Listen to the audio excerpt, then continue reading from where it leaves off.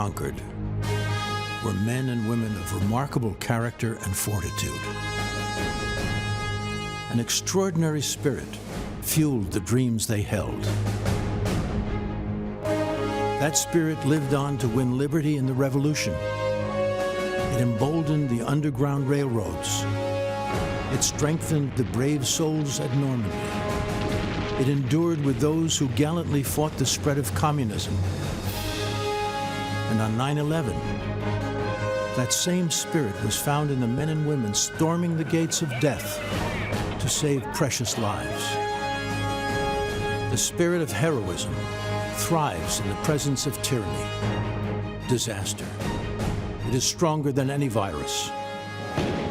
Yet there are those who condemn our heroes, seek to erase history and deconstruct the American ideal, remake America into something it was never intended to be. But the spirit of heroism stands in the breach.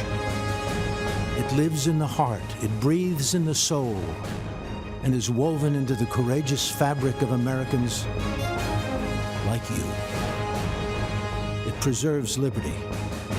It strengthens families. It empowers the extraordinary.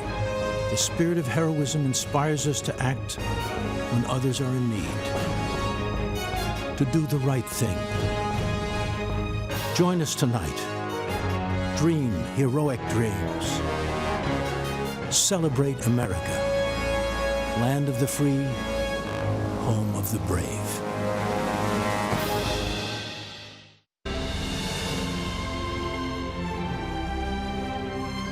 From Washington, D.C., welcome to the 2020 Republican National Convention. Tonight, celebrating America as the land of heroes.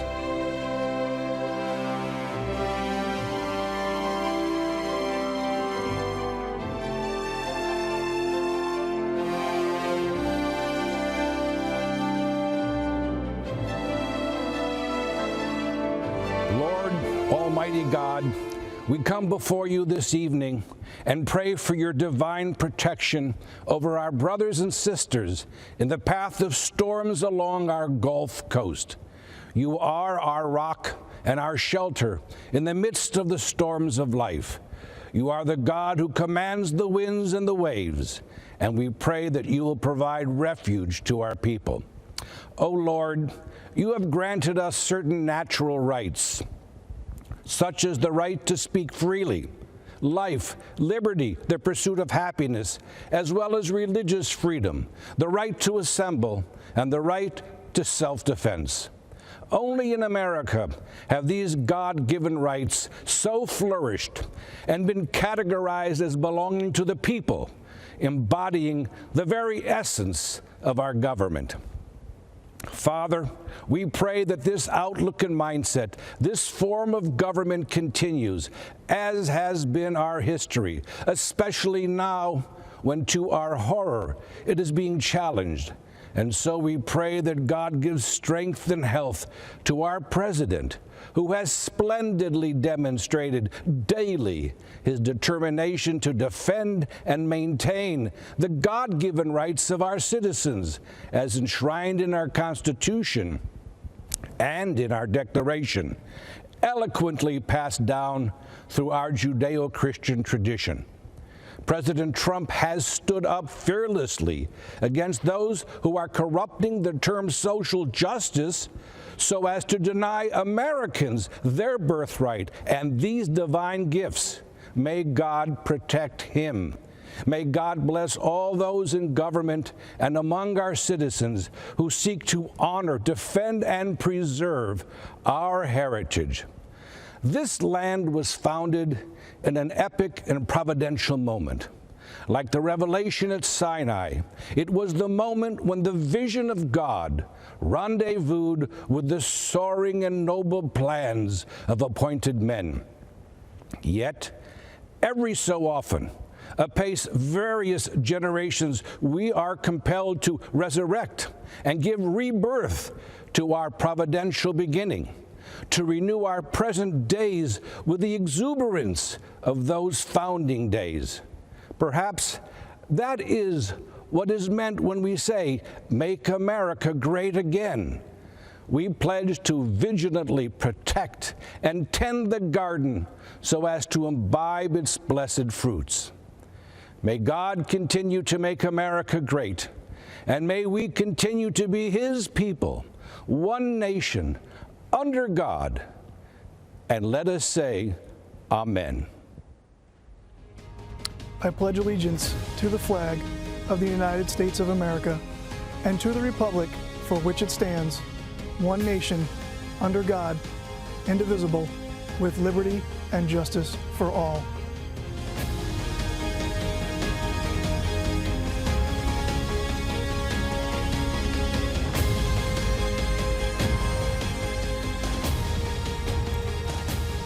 Good evening. I'm Governor Kristi Noem of South Dakota. I'm here tonight because I believe America is an exceptional nation, founded on three principles: equality, freedom, and opportunity. But today, our founding principles are under attack. This year, the choice for Americans is between a man who values these ideals and all that can be built because of them, and a man who isn't guided by these ideals, and coincidentally, has built nothing. Remember, America's battle for independence and fight for self-governance was something that had never been done before. Men of great intellect and wisdom, like James Madison, the father of our Constitution, hoped our constitutional republic would last for ages, mitigate the problems that would naturally arise from political factions, and prevent tyranny. Madison also authored much of the Bill of Rights because he understood the natural tendency of government to increasingly encroach on the people's consent, and thus our freedom. He urged his colleagues to adopt these amendments to enshrine in our Constitution the ideals laid out in the Declaration of Independence, that all power comes from the people, that the government is created and ought to be exercised for the benefit of the people. Our Constitution guarantees the right to speak, to assemble, and to worship, the right to arm ourselves as a counterbalance to a standing army, and the right to a fair and equitable criminal justice system. We must fight to protect these foundational rights from government interference and indifference. America is unique in the world. Government's power at all levels is limited to the confines of our Constitution, which protects our God-given liberties and civil rights. We are not and will not be the subjects of an elite class of so-called experts. We, the people, are the government. Now, at times, our country has struggled to live up to our founding principles. Another great American, Abraham Lincoln, knew that struggle better than anybody. When he was just 28 years old, Honest Abe saw wild and furious passions worse than savage mobs, he said, taking the place of reasoned judgment. He was alarmed by the increasing disregard for the rule of law throughout the country. He was concerned for the people that had seen their property destroyed, their families attacked, and their lives threatened or even taken away. These good people were becoming tired of and disgusted with a government that offered them no protection. Sound familiar? It took 244 years to build this great nation, flaws and all. But we stand to lose it in a tiny fraction of that time if we continue down the path taken by the Democrats and their radical supporters. From Seattle and Portland to Washington and New York, Democrat-run cities across this country are being overrun by violent mobs. The violence is rampant. There's looting, chaos, destruction, and murder. People that can afford to flee have fled, but the people that can't, good, hardworking Americans, are left to fend for themselves.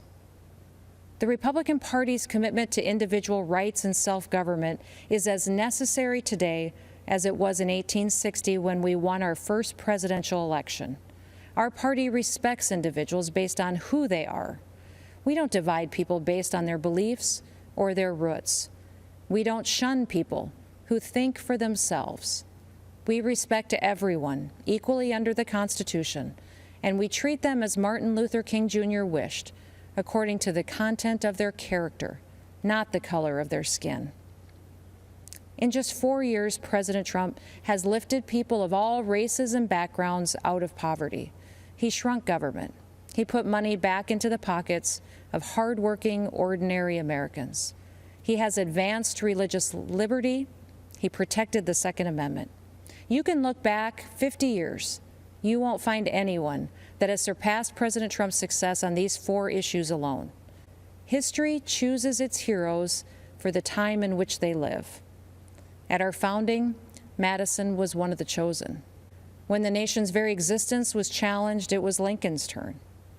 Thanks to these men, America is a land of hope. Their examples have been repeated in countless ways by simple Americans following their conscience. But there is another American hero to be recognized, and that is the common American. This is who President Trump is fighting for. He's fighting for you.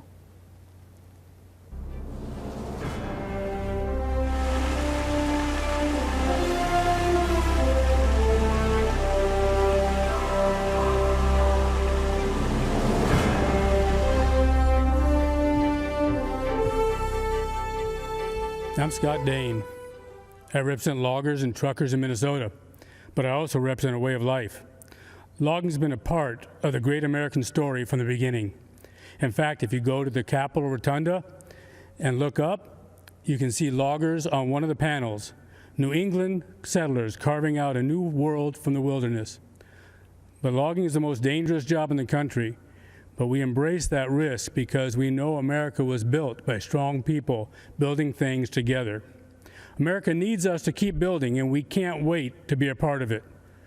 But the last time Joe Biden was in the White House, Minnesota lost nearly half of its mills, thousands of jobs, and experienced nearly a decade of decline.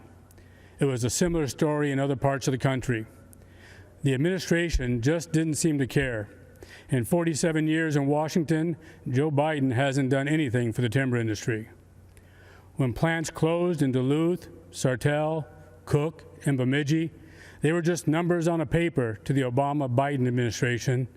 To me, they were people and jobs and families. Under Obama-Biden, radical environmentalists were allowed to kill the forests. Wildfire after wildfire shows the consequences. Managed forests, the kind my people work in, are healthy forests. Under President Trump, we've seen a new recognition of the value of forest management in reducing wildfires. And we've seen new support for our way of life, where a strong back and a strong work ethic can build a strong middle class. We want to build families where we were raised and stand by communities that stood by us. We want that way of life available for the next generation, and we want our forests there too. President Trump, thank you for helping us do just that.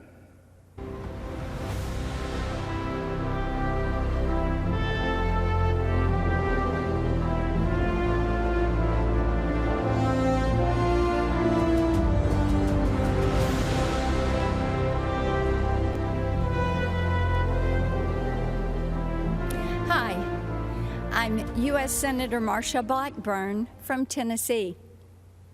America is a nation of heroes. In times of difficulty, we're reminded that they're all around us. They're in the line with us at the grocery store, in the pew with us at church. They're the regular Americans who step up to volunteer and serve when we need them most. They've stood at the forefront throughout this pandemic. The emergency room nurses who go back shift after shift. The medical researchers developing a vaccine and therapies to combat what the Chinese Communist regime unleashed on the world. Cookeville's Double Springs Church of Christ members lifting our country up in prayer and providing for those impacted by tragedy. But tonight, I want to talk to you about another kind of hero. The kind Democrats don't recognize because they don't fit into their narrative. I'm talking about the heroes of our law enforcement and armed services. Leftists try to turn them into villains. They want to cancel them. But I'm here to tell you, these heroes can't be canceled. Tennessee is full of them. After all, We're the volunteer state. My dad served in the Army in World War II. When he came home, he put on another uniform and for 30 years volunteered to help our underfunded Sheriff's Department. I'm reminded of him whenever I see compassion and selflessness in others. When I see law enforcement officers put their lives on the line every single day to keep our communities safe, in spite of the hatred thrown at them. When I see the heroes who volunteer to serve our country, putting their lives on the line for our freedom.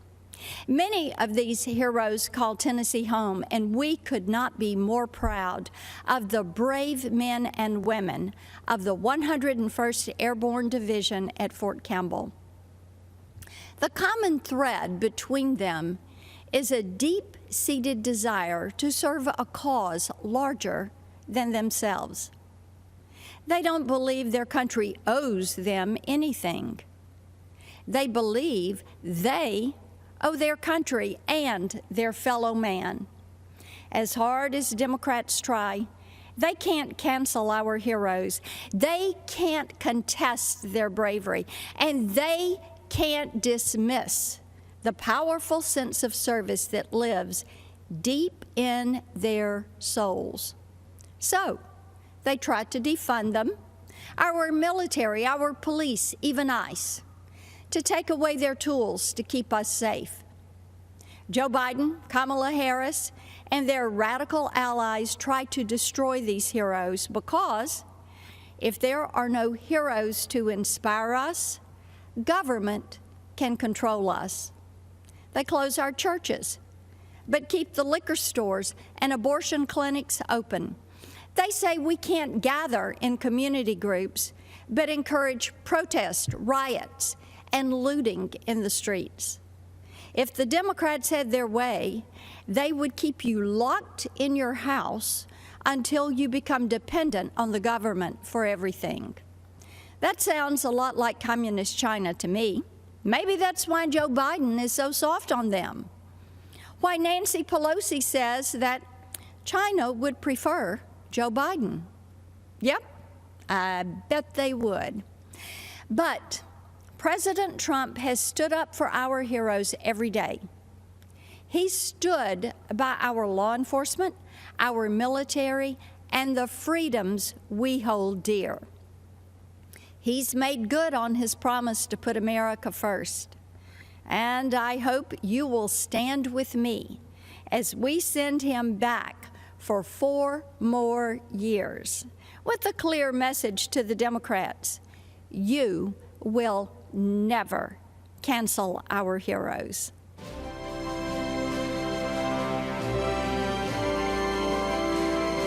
Hi, I'm Congressman Dan Crenshaw. 8 years ago, in the fields of Helmand Province, Afghanistan, a close friend and teammate laid down cover fire against Taliban insurgents so that I could walk, blind and bloodied, to the medevac helicopter and survive. But he didn't. Dave Warson was killed 2 months later. He died a hero to this great country. Here's the truth about America. We are a country of heroes. I believe that, so should you. We are a people with a common set of ideals conceived in liberty. People that have sacrificed time and again for our freedom and the freedom of others. That's something no other country ever, anywhere, can claim. Since 9/11, I've seen America's heroes up close. Some of them saved my life, some of them saved many others' lives. Many of them never made it home. These heroes acted as if the whole struggle depended on them alone, as if any weakness on their part would be a reflection of the whole nation. That's called duty. And America has a long history of it. Our enemies fear us because Americans fight for good, and we know it. It gives us strength. When our heroes are trusted and equipped, then freedom prevails. The defeat of ISIS was the result of America believing in our heroes, our president having their backs and rebuilding our military so we'd have what we needed to finish the mission. The cowering of the Iranian regime and the restoration of the deterrence once lost is the result of America believing in her own might again. But America's heroism isn't relegated to the battlefield. Every single day we see them if you just know where to look. It's the nurse who volunteers for back-to-back shifts caring for COVID patients because she feels that's her duty. It's the parent who will relearn algebra because there's no way they're letting their kid fall behind while schools are closed. And it's the cop that gets spit on one day and will save a child's life the next. America is the country where the young military wife with 2 young children answers the unexpected knock at the door, looks the man in uniform in the eye, and even as her whole world comes crashing down, she stands up straight, she holds back tears, and takes care of her family, because she must. This is what heroism looks like. It's who we are, nation of heroes. We need you now more than ever. We need to remind ourselves what heroism really is. Heroism is self-sacrifice. It's not moralizing and lecturing over others when they disagree. Heroism is grace, not perpetual outrage. Heroism is rebuilding our communities, not destroying them. Heroism is renewing faith in the symbols that unite us, not tearing them down. You see, America is a fabric. It's woven from the threads of history's best stories, best attributes, and greatest ideas. The American spirit reflects the oldest and most important virtues: self-sacrifice, courage, tolerance, love of country, grace, and passion for human achievement. We can decide right now that American greatness will not be rejected nor squandered. As the American founding was grounded in individual liberty, so will be our future. But if we are to rediscover our strength, then it must be an endeavor undertaken by each and every one of us. We must become the heroes that we so admire. America was built by them, and our future will be protected by them. It will be protected by you. So God bless America.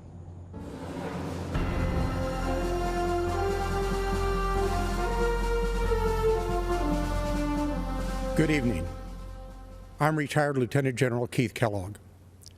In 1967, at the age of 22, I volunteered to serve my country in Vietnam. From the jungles of Vietnam to the deserts of Iraq, I have gone where my nation asked. I have borne witness to soldiers' last moments on earth, their lives spent in hope and promise of a better future for all Americans. I was in the Pentagon on September 11th, 2001. I lost friends there that day.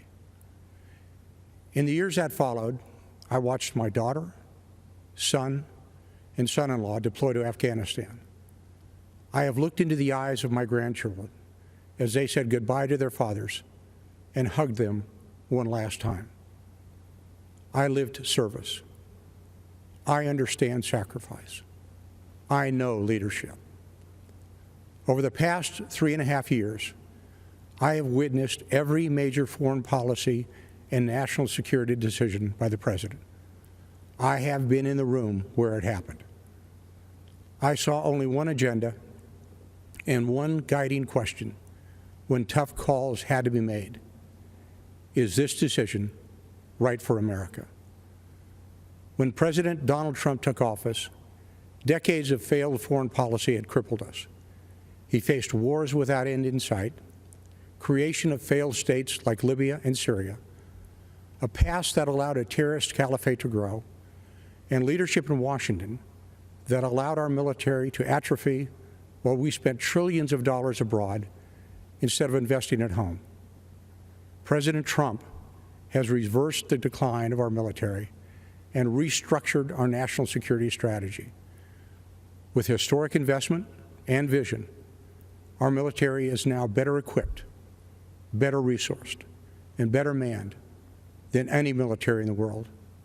President Trump demolished the terrorist ISIS caliphate in the Middle East and eliminated its leader, al-Baghdadi, one of the world's most brutal terrorists.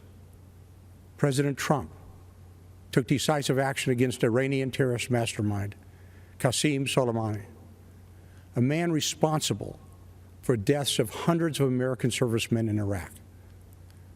When our NATO allies failed to meet their commitments as we upheld ours, President Trump demanded parity.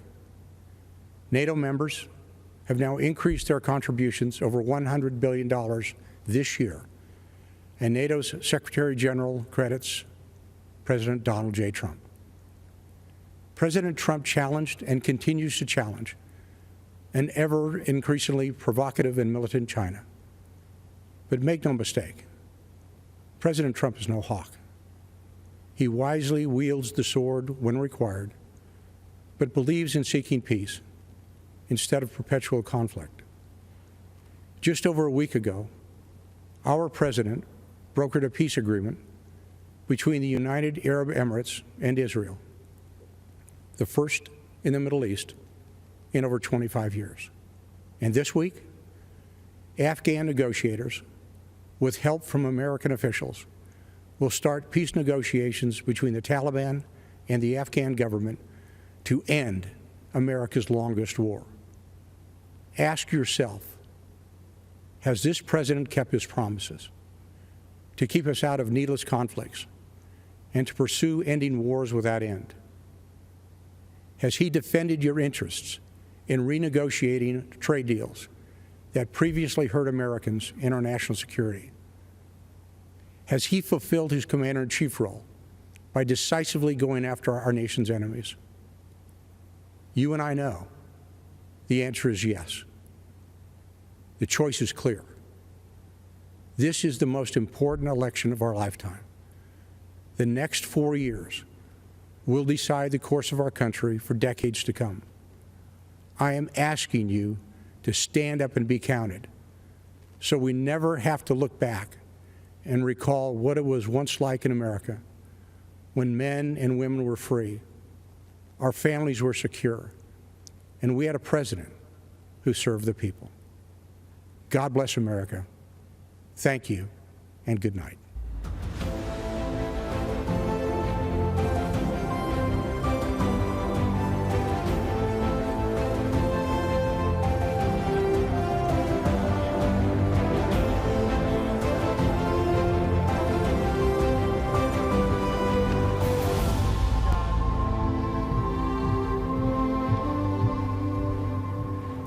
Good evening.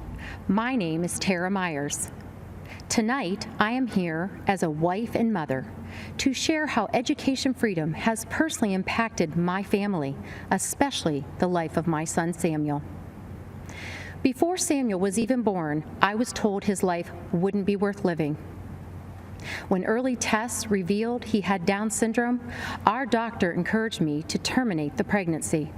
He said, if you do not, you will be burdening your life, your family, and your community.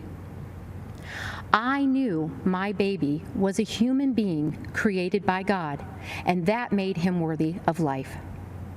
I am thankful that President Trump values the life of the unborn. When we went to register Samuel for kindergarten, we were told to just put him where he would be comfortable. Don't stress him out by trying to teach him. When we pushed for him to attend his neighborhood school with his sisters, we were told, just go home and let us do what we do. When I inquired about functional learning, I was told, this is all you get, like it or not. Well, I did not like it. One size did not fit all. So I helped fight to pass legislation in Ohio for a special needs scholarship so that all students could choose the right program for their needs. I worked to start a new functional learning program at our local private school. Finally, Samuel had an appropriate place to learn. Last December, Samuel was invited to the White House to meet our president and share his thoughts on education freedom. He said, "School choice helped my dreams come true. My school taught me the way I learned best. I was able to fit in. I made many friends. I became a part of my community. My teachers helped me become the best I can be." President Trump shook my hand and said, "Wonderful job, Mom. Your son is amazing." Unlike the doctor who told me to end Samuel's life before it even began, President Trump did not dismiss my son. He showed Samuel he valued him and was proud of what he accomplished. President Trump gave Samuel an equal seat at the table. Tonight, I would like to extend my thanks to President Trump and his administration for their work towards making every student's dream of a meaningful education a reality, and for fighting to ensure every child in America has an equal seat at the table of education freedom and an equal opportunity in life. Thank you, and may God bless America.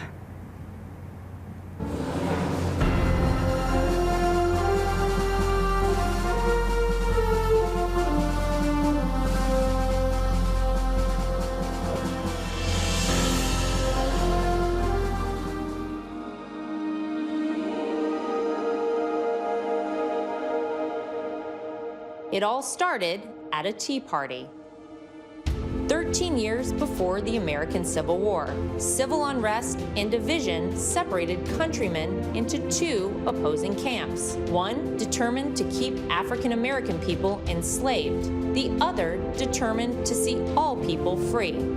Elizabeth Cady Stanton and Lucretia Mott felt the call to fight for that freedom when they were selected as delegates for an anti-slavery convention, but upon arrival were told they could not speak or vote at the male-dominated event.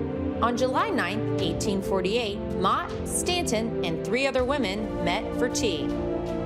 By the end of the day, they'd formed a coalition with the sole purpose of gaining the right for women to vote, so they in turn would be free to fight for the freedoms of others. Women across America united and formed activist groups working tirelessly to win the vote for American women. The unconquerable Susan B. Anthony became one of the most visible leaders of women's suffrage when, in 1872, she registered and voted for every Republican on the ballot. As punishment for her actions, she was arrested for illegal voting. At the request of Susan B. Anthony, Senator A.A. Sargent introduced the 19th Amendment in 1878. The Susan B. Anthony Amendment was submitted and defeated 4 times, but women continued to fight. Sojourner Truth and many other black suffragettes defied segregation, fighting for all women's voices to be heard and allowed to vote. For the 2 years prior to ratification, the Silent Sentinels quietly picketed the White House. Finally, when Republicans regained control of Congress, on August 26, 1920, the Equal Suffrage Amendment was signed into law. Women's suffrage movement took 72 years and would change the lives of women forever. The victory was achieved peacefully through the valiant efforts of women patriots and the democratic process. 100 years later, in a bold declaration of rights for women, President Trump granted a full pardon to Susan B. Anthony on the 100th anniversary of the 19th Amendment's ratification. Women's suffrage was born from a desire to fight for the freedom of others. Now, we, the great patriots of America, will band together once again, and with one unified voice, we will vote for freedom.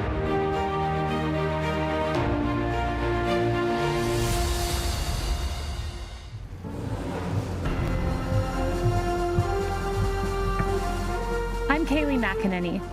You may know me as a supporter of President Trump, but tonight I'm here to share with you how he supported me, both as a new mom and as an American with a pre-existing condition.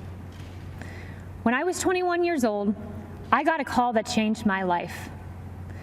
It was my doctor informing me that I had tested positive for the BRCA2 genetic mutation, a mutation that put my chances of breast cancer at 84%.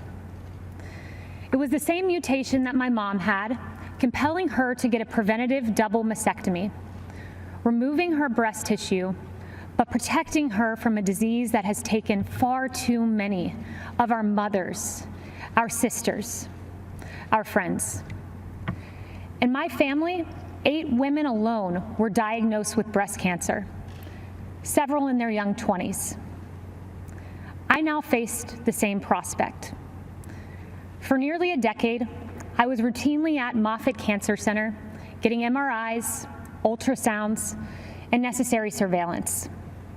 During these visits, I crossed paths with brave women battling cancer and fighting through chemotherapy. They were a testament to American strength. They are American heroes. On May 1st, 2018, I followed in my mother's footsteps, choosing to get a preventative mastectomy. I was scared. The night before, I fought back tears as I prepared to lose a piece of myself forever. But the next day, with my mom, dad, husband, and Jesus Christ by my side, I underwent a mastectomy, almost eliminating my chance of breast cancer, a decision I now celebrate.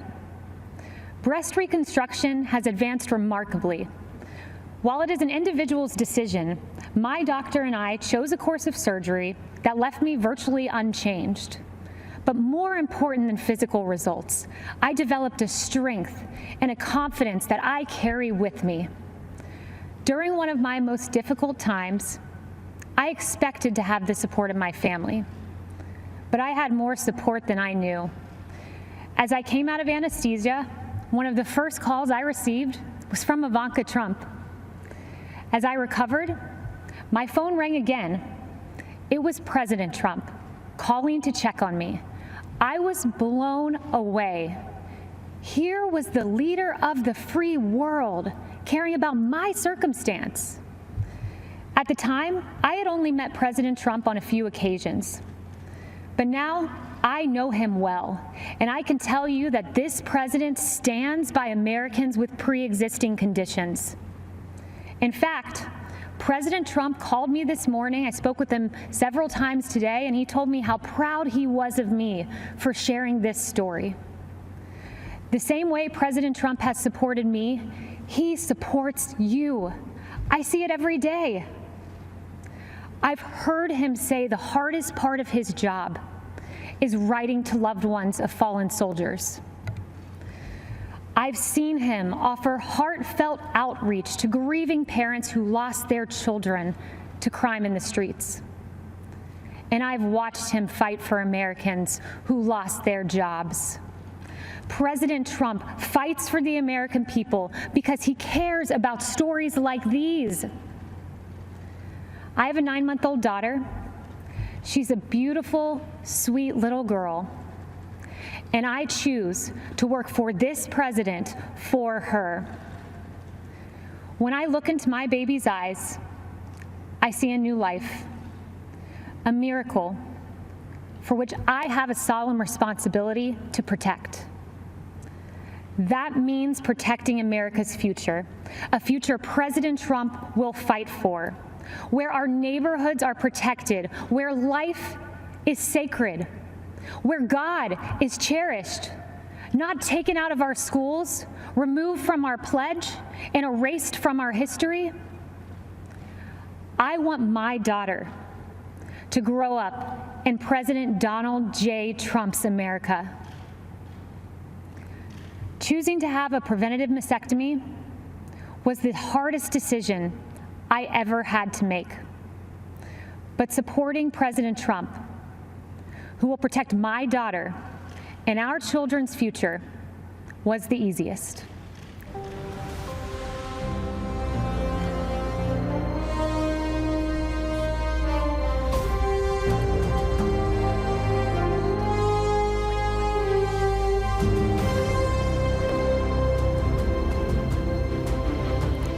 Good evening.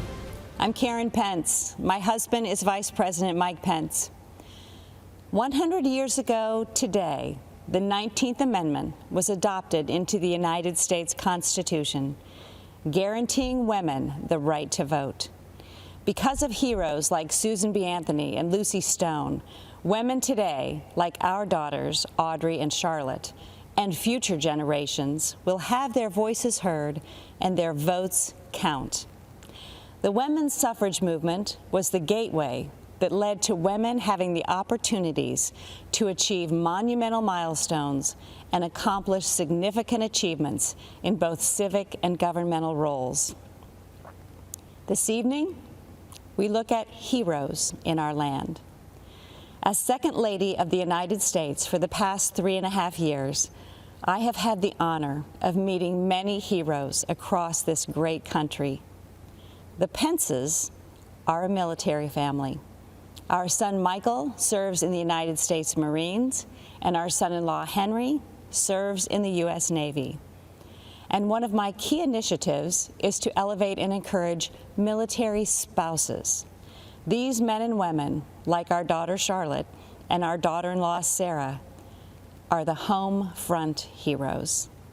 I have been privileged to hear so many stories of selfless support, volunteer spirit, and great contributions to the armed forces and our communities. You know, military spouses may experience frequent moves and job changes, periods of being a single parent while their loved one is deployed, all while exhibiting pride, strength, and determination, and being a part of something bigger than themselves. To all of the military spouses, thank you. President Trump and Vice President Pence have been supporting our United States Armed Forces, including our military families, on a significant scale. While traveling throughout our nation to educate military spouses about policy solutions that President Trump has promoted involving real, tangible progress in military spouse employment, I have been inspired to meet heroes like Lisa Bradley and Cameron Cruz.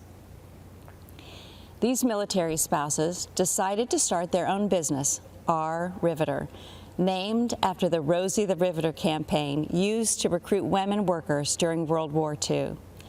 Our Riveter makes beautiful handbags designed and manufactured exclusively by military spouses.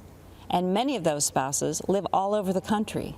They prepare and send their section of the bags to the company located in North Carolina, where the final product is assembled. Military spouse hero Jalon Hall Johnson in Billings, Montana, is a culinary artist who had dreamed of starting her own restaurant.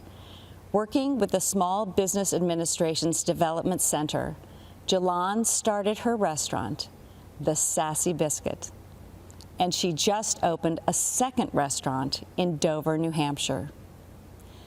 And as the Second Lady, I've also been able to bring awareness to a form of therapy for our heroic veterans suffering from PTSD.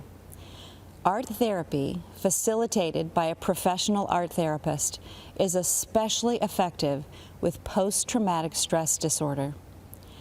Master Gunnery Sergeant Chris Stowe, a Marine veteran I met in Tampa, who deployed for combat in Iraq and Afghanistan, said nothing had helped him deal with the trauma from his service in the Marines until he finally agreed to meet with the art therapist at Walter Reed Medical Center.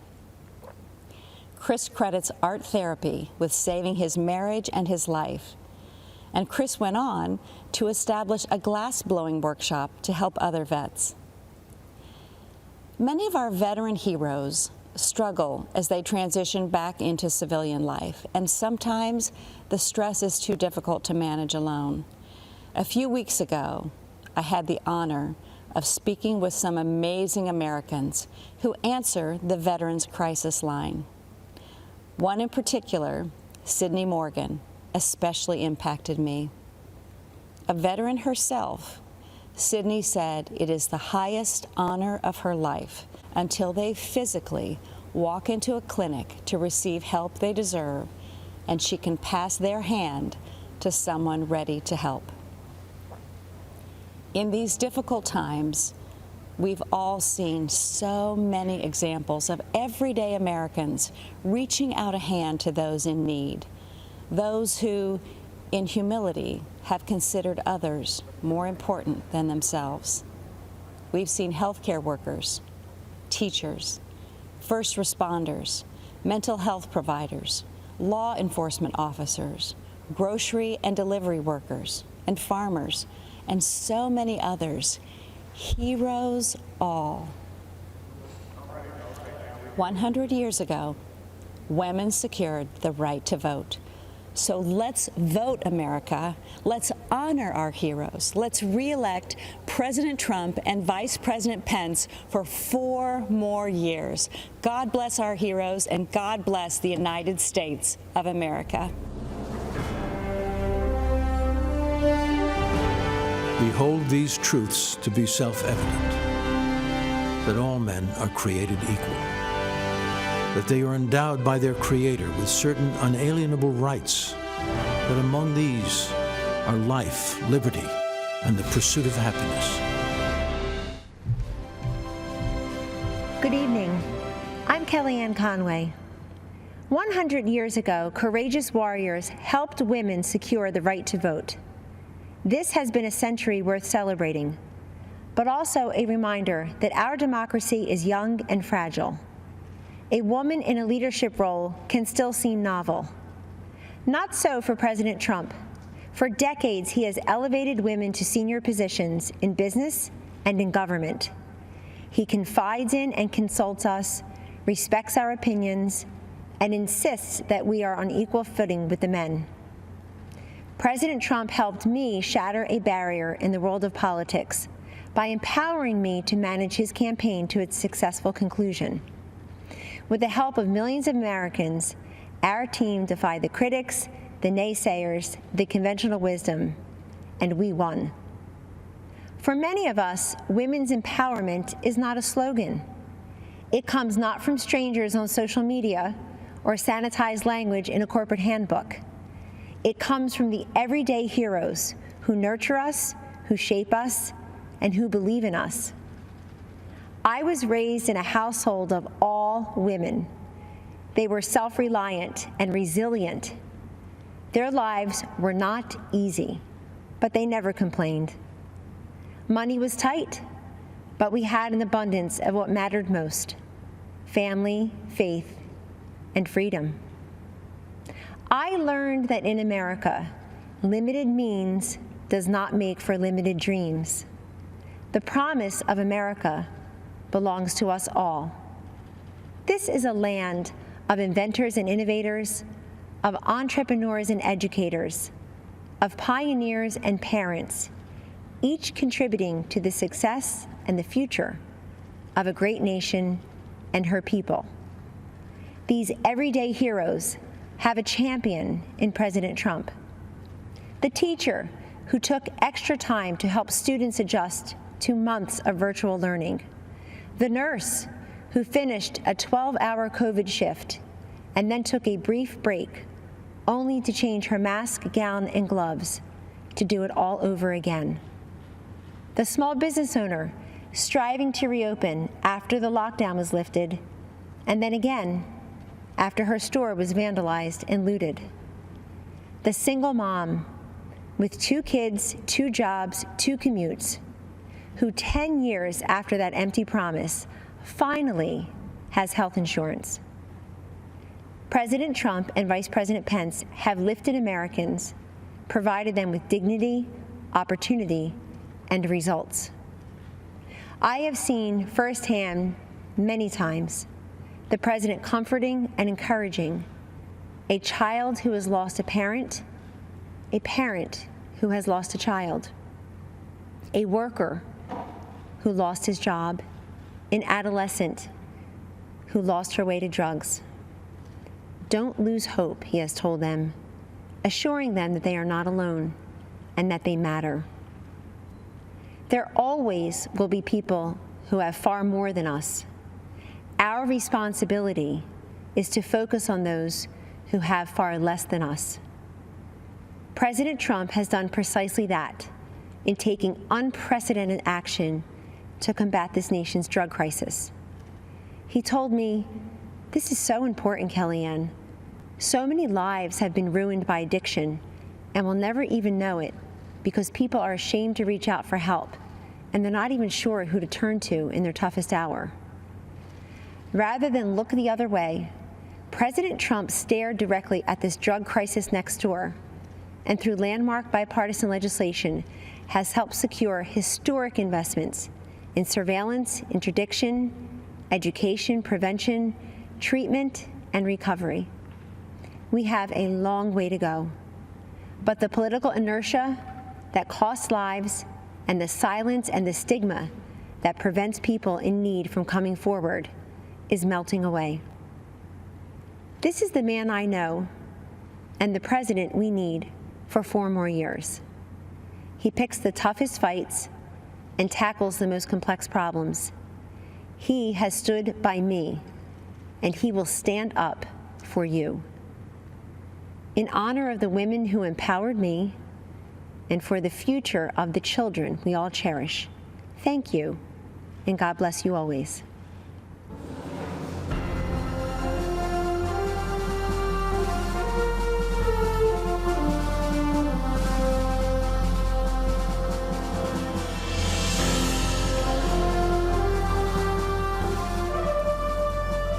Good evening. I'm Sister Dee Dee Byrne, and I belong to the community of the Little Workers of the Sacred Hearts of Jesus and Mary. Last 4th of July, I was honored to be one of the President's guests at his Salute to America celebration.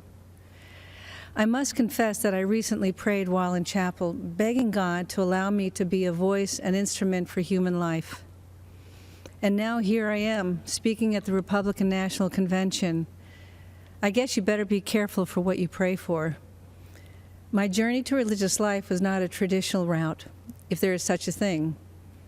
In 1978, as a medical school student at Georgetown University, I joined the Army to help pay for my tuition and ended up devoting 29 years to the military, serving as a doctor and a surgeon in places like Afghanistan and Egypt's Sinai Peninsula. After much prayer and contemplation, I entered my religious order in 2002, working to serve the poor and the sick in Haiti, Sudan, Kenya, Iraq, and in Washington, D.C.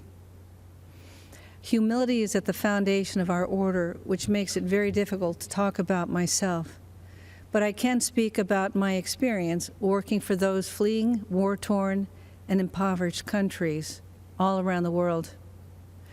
Those refugees all share a common experience. They have been all marginalized, viewed as insignificant, powerless, and voiceless. And while we tend to think of the marginalized as living beyond our borders, the truth is the largest marginalized group in the world can be found here in the United States. They are the unborn. As Christians, we first met Jesus as a stirring embryo in the womb of an unwed mother and saw him born 9 months later in the poverty of the cave. It's no coincidence that Jesus stood up for what was just and was ultimately crucified because what he said wasn't politically correct or fashionable. As followers of Christ, we are called to stand up for life against the politically correct or fashionable of today. We must fight against a legislative agenda that supports and even celebrates destroying life in the womb. Keep in mind, the laws we create define how we see our humanity. And we must ask ourselves, what are we saying when we go into a womb and snuff out an innocent, powerless, voiceless life? As a physician, I can say without hesitation, life begins at conception. While what I have to say may be difficult for some to hear, I am saying it because I'm not just pro-life, I'm pro-eternal life, and I want all of us to end up in heaven together someday. Which brings me to why I'm here today. Donald Trump is the most pro-life president that this nation has ever had, defending life at all stages. His belief in the sanctity of life transcends politics.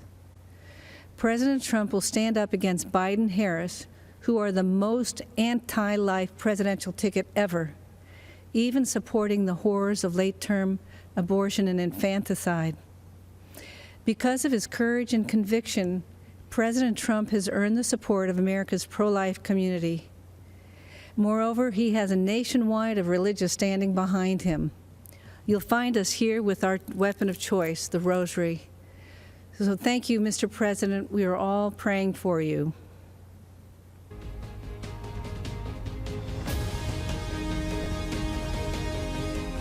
I'm Lou Holtz.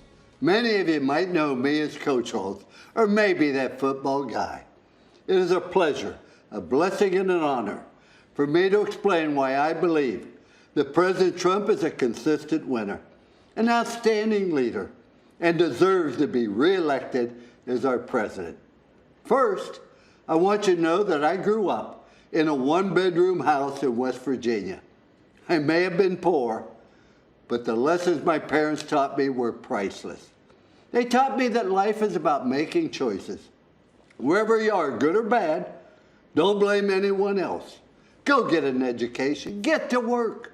You can overcome any obstacles, and always remember that in this great country of ours, anyone can amount to something special. I lived by those principles of hard work and responsibility my whole life, living out the American story, and it works. But there are people today, like politicians, professors, protesters, and of course, President Trump's naysayers in the media who like to blame others for problems. They don't have pride in our country. And because they no longer ask, what can I do for my country? Only what the country should be doing for them. They don't have pride in themselves. That's wrong. When I was an officer in the Army, I served with so many great Americans who embraced their responsibility to our country. I'm so proud of their sacrifices and the opportunity it has provided for so many millions. America remains a land of opportunity, no matter what the other side says or believes. You know, there's a statue of me at Notre Dame. I guess they needed a place for the pigeons to land. But if you look closely, you will see these three words there: trust, commitment, and love. All my life, I've made my choices based on these three words. I use these three rules to make choices about everything. My beloved wife of 59 years, athletes I coached, and of course, politicians, even President Trump. I ask myself three things. One, can I trust them? When a leader tells you something, you gotta be able to count on it. That's President Trump. He says what he means what he says, and he's done what he said he would do at every single turn. One of the important reasons he has my trust is because nobody has been a stronger advocate for the unborn than President Trump. The Biden-Harris ticket is the most radically pro-abortion campaign in history. They and other politicians are Catholics in name only and abandon innocent lives. President Trump protects those lives. I trust President Trump. The second question I ask is, are they committed to doing their very best? President Trump always finds a way to get something done. If you want to do something bad enough, you will find a way. If not, you'll find an excuse. And excuses are a lot easier to find than solutions. President Trump finds solutions. President Trump is committed. And the third question I ask is, do they love people? Do they care about others? To me, this is very clear. President Trump has demonstrated through his prison reform, advocating for school choice and welfare reform, that he wants Americans from all walks of life to have the opportunity to succeed and live the American dream. President Trump loves our country and our great people. Trust, commitment, and love. In President Trump, we have a president we can trust, who works hard at making America greater and who genuinely cares about people. If I apply this test to Joe Biden, I can't say yes to any of these three questions. I used to ask our athletes at Notre Dame, if you did not show up, who would miss you and why? Can you imagine what would happen to us if President Trump had not shown up in 2016 to run for president? I'm so glad he showed up. Thank you for showing up, Mr. President. I encourage everyone who loves this country, who loves America, to show up in November for President Trump. Thank you.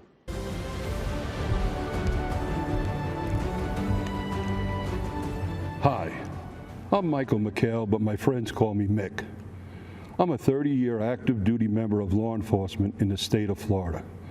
I am also the president of the National Association of Police Organizations, NAPO. Our organization recently endorsed Donald Trump for re-election as President of the United States.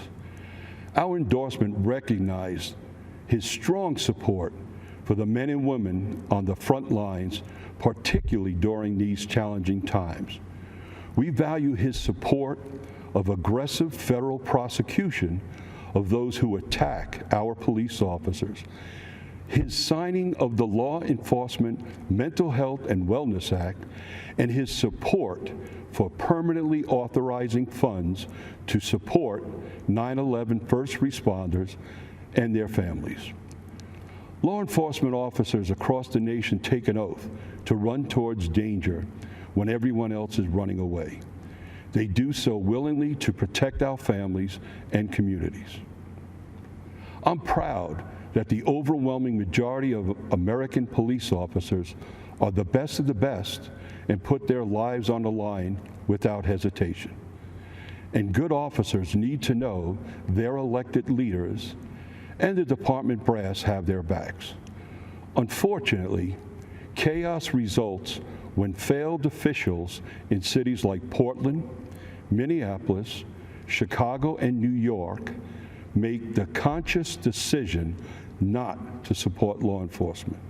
Shootings, murders, looting, and rioting occur unabated. The violence and bloodshed we are seeing in these and other cities isn't happening by chance. It's the direct result of refusing to allow law enforcement to protect our communities. Joe Biden has turned his candidacy over to the far left anti-law enforcement radicals. And as a senator, Kamala Harris pushed to further restrict police, cut their training, and make our American communities and streets even more dangerous than they already are. Conversely, President Trump supports the creation of a national standard for training on de-escalation and communication to give officers more tools to resolve conflict without violence. The differences between Trump-Pence and Biden-Harris are crystal clear. Your choices are the most pro-law enforcement president we've ever had, or the most radical anti-police ticket in history. We invite those who value the safety of their family and loved ones to join the hundreds of thousands of members of the National Association of Police Organizations and support the re-election of President Donald J. Trump. Thank you, and God bless America.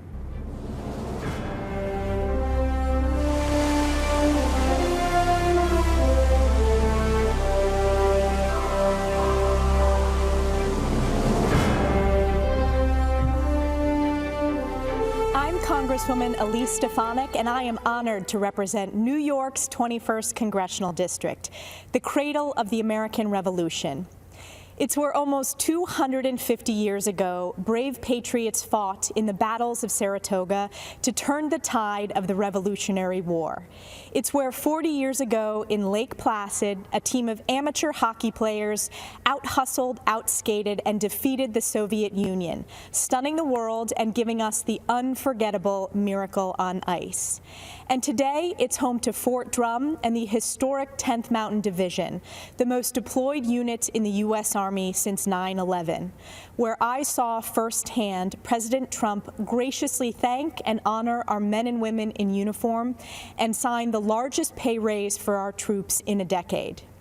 Since our nation's founding, generation after generation of everyday Americans served and sacrificed to preserve and strengthen the American dream, the vision of life, liberty, and the pursuit of happiness, and the idea that if you work hard and dream big, you can achieve anything you imagine. I believe in the American dream because I've lived it. Like millions of Americans, I grew up in a small business family where I learned the values of hard work and determination. I was the first person in my immediate family to graduate from college, ran for Congress to serve upstate New York, and am proudly the youngest Republican woman elected to Congress in history. I am honored to support President Trump for re-election because I know that he is the only candidate who will stand up for hardworking families and protect the American dream for future generations. Since his first day in office, President Trump has fought tirelessly to deliver results for all Americans, despite the Democrats' baseless and illegal impeachment sham and the media's endless obsession with it. I was proud to lead the effort standing up for the Constitution, President Trump, and most importantly, the American people. This attack was not just on the president. It was an attack on you, your voice, and your vote. But the American people were not swayed by these partisan attacks.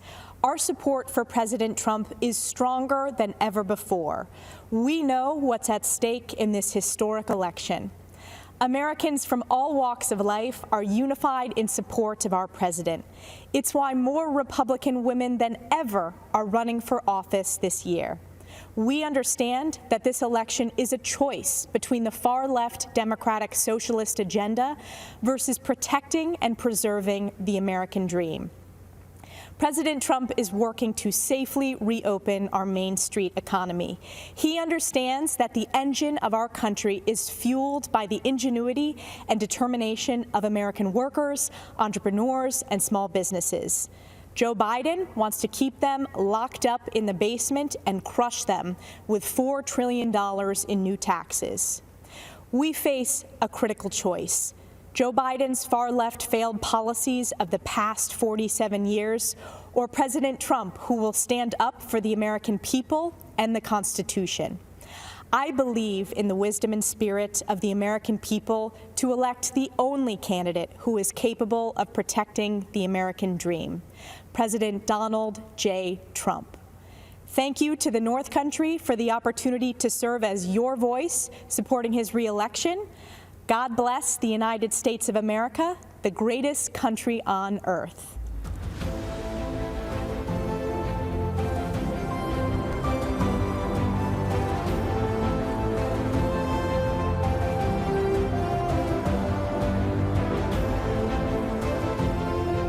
Good evening. I'm Madison Cawthorn, and I'm running to represent North Carolina's 11th Congressional District. This is a time of great adversity for our country, and I know something about adversity. At 18 years old, I was in a horrific car accident that's left me paralyzed from the waist down. Instantly, my hopes and dreams were seemingly destroyed. I was given a 1% chance of surviving, but thanks to the power of prayer, a very loving community, and many skilled doctors, I made it. It took me over a year to recover.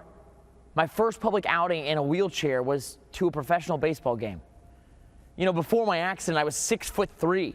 I stood out in a crowd. But as I wheeled through the stadium, I felt invisible. At 20, I thought about giving up.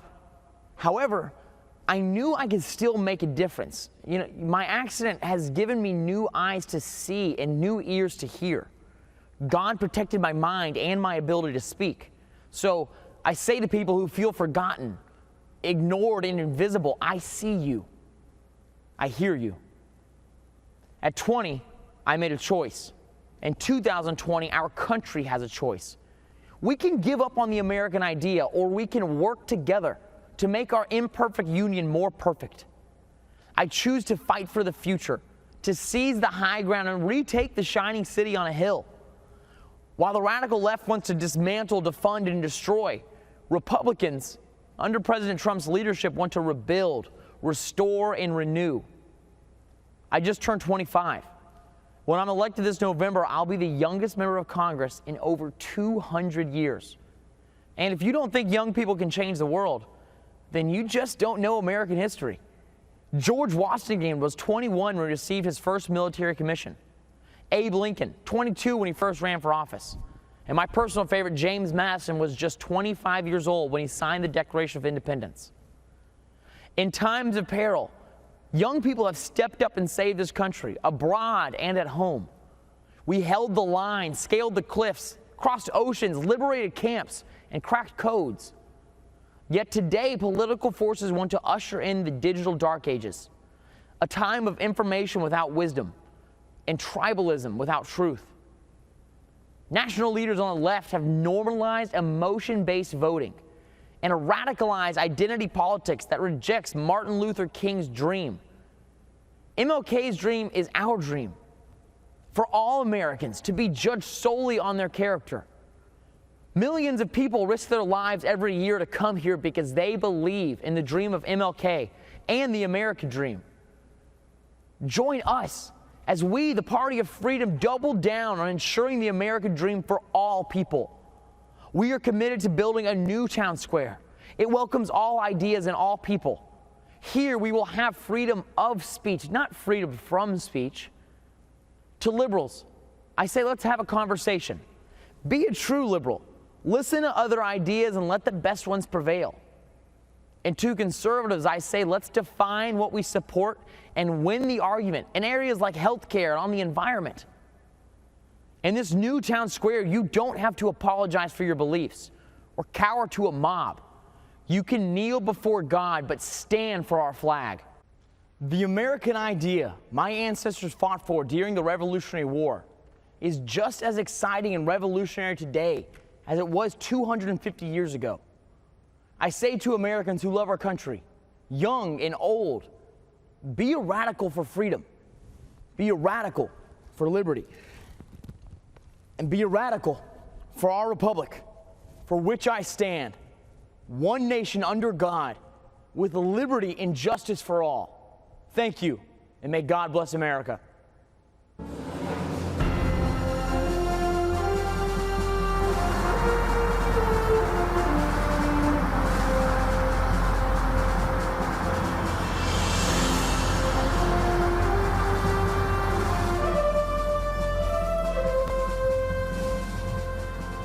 I'm Jack Brewer, a former three-time NFL team captain, college professor, coach, husband, son, and father. I'm also a lifelong Democrat, but I support Donald Trump. Let me be clear. I didn't come here for the popularity or the praise, the likes or the retweets. I'm here as a servant to God, a servant to the people of our nation, and a servant to our president. I grew up in Grapevine, Texas, a town that my great-grandfather was the first black man to settle as a sharecropper in 1896. My early high school experience included fighting with skinheads and being a witness in an attempted murder trial after my friend shot a skinhead in self-defense. I remember my dad's bravery when he personally stood up against a KKK rally in my town.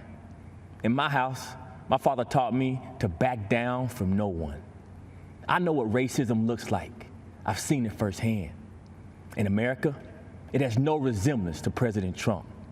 And I'm fed up with the way he's portrayed in the media, who refuse to acknowledge what he's actually done for the black community.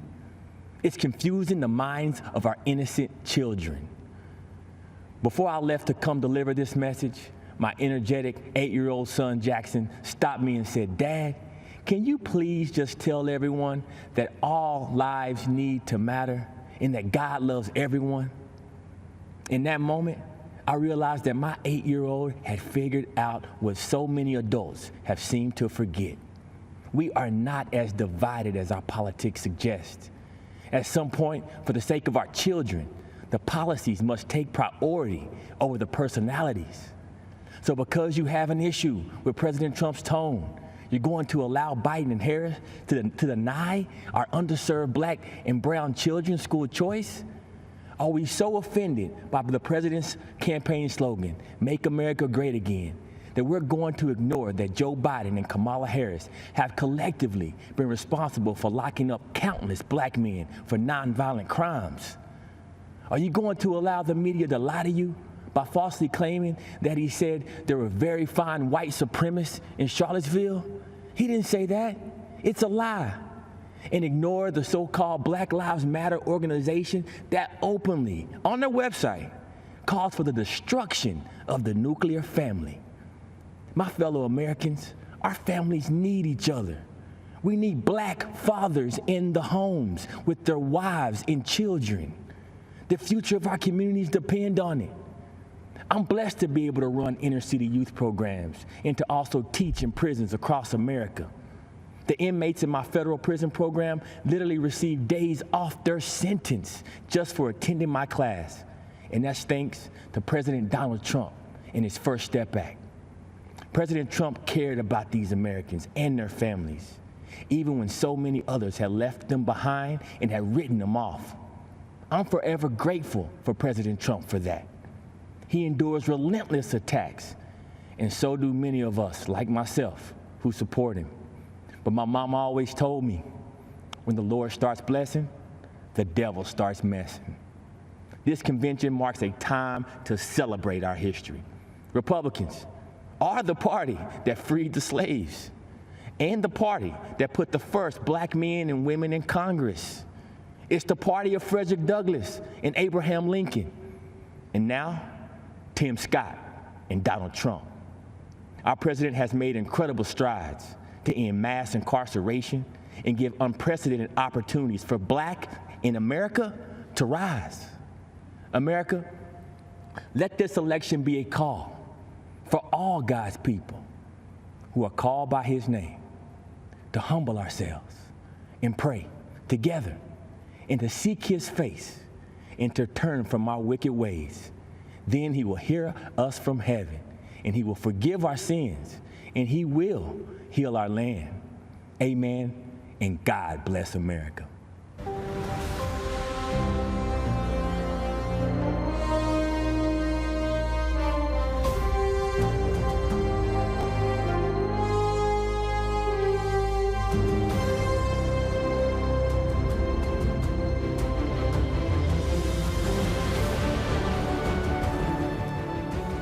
Greetings. My name is Chen Guangcheng. Standing up to tyranny is not easy, I know. When I spoke out against China's one-child policy and other injustices, I was prosecuted, beaten, sent to prison, and put under house arrest by the Chinese Communist Party, the CCP. In April 2012, I escaped and was given shelter in the American Embassy in Beijing. I'm forever grateful to the American people for welcoming me and my family to the United States, where we are now free. The CCP is an enemy of humanity. It is terrorizing its own people, and it is threatening the well-being of the world. In China, expressing beliefs or ideas not approved by the CCP, religion, democracy, human rights can lead to prison. The nation lives under mass surveillance and censorship. The U.S. must use its values of freedom, democracy, and the rule of law to gather a coalition of other democracies to stop CCP's aggression.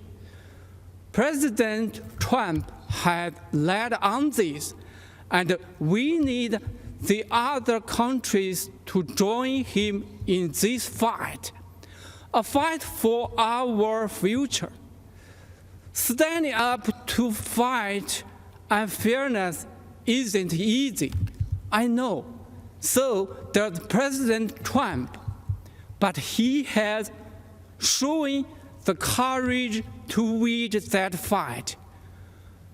We need to support, vote, and fight for President Trump for the sake of the world. Thank you.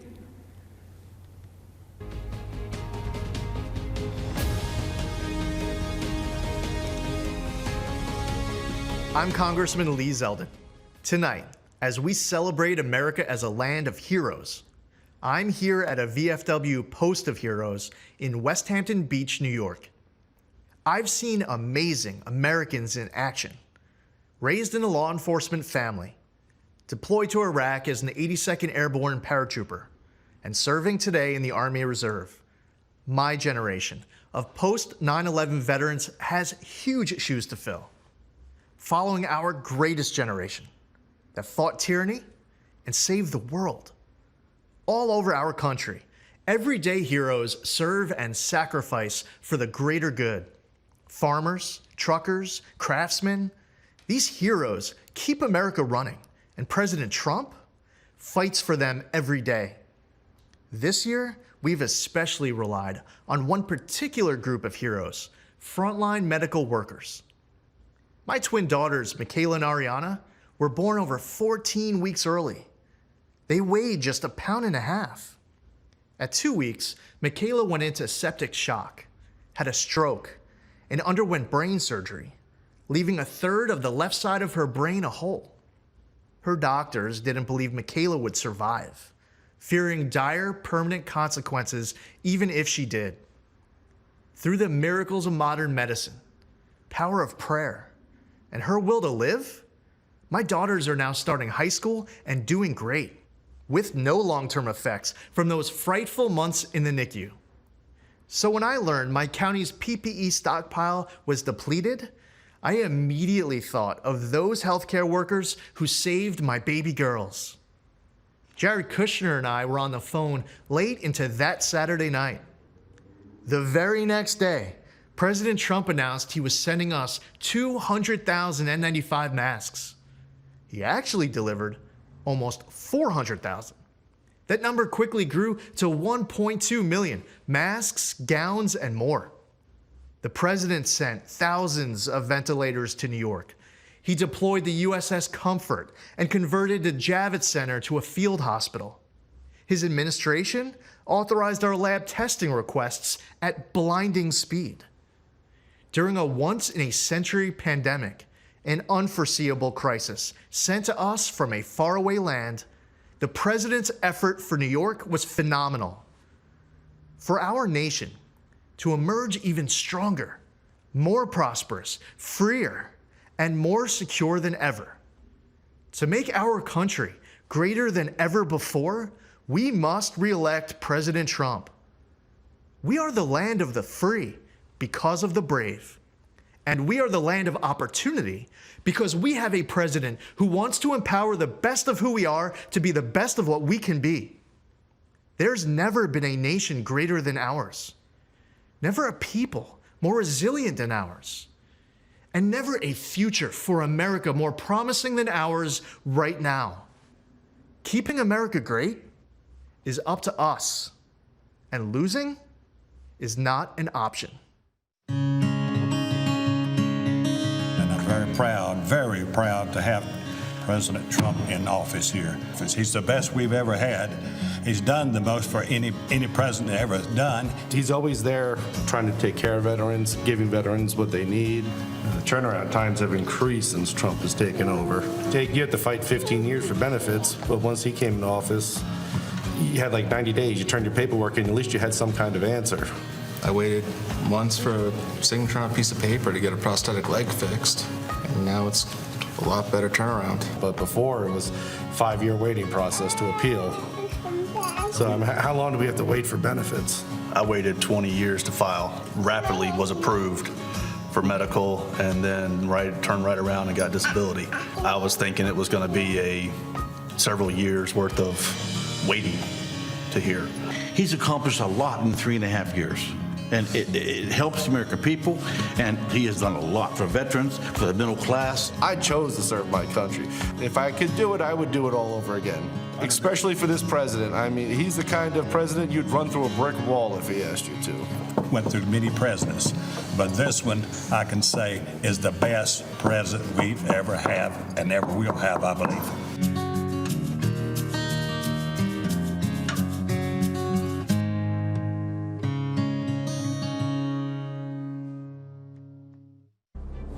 Hello, everyone, and thank you for inviting me into your home this evening. It's truly a privilege.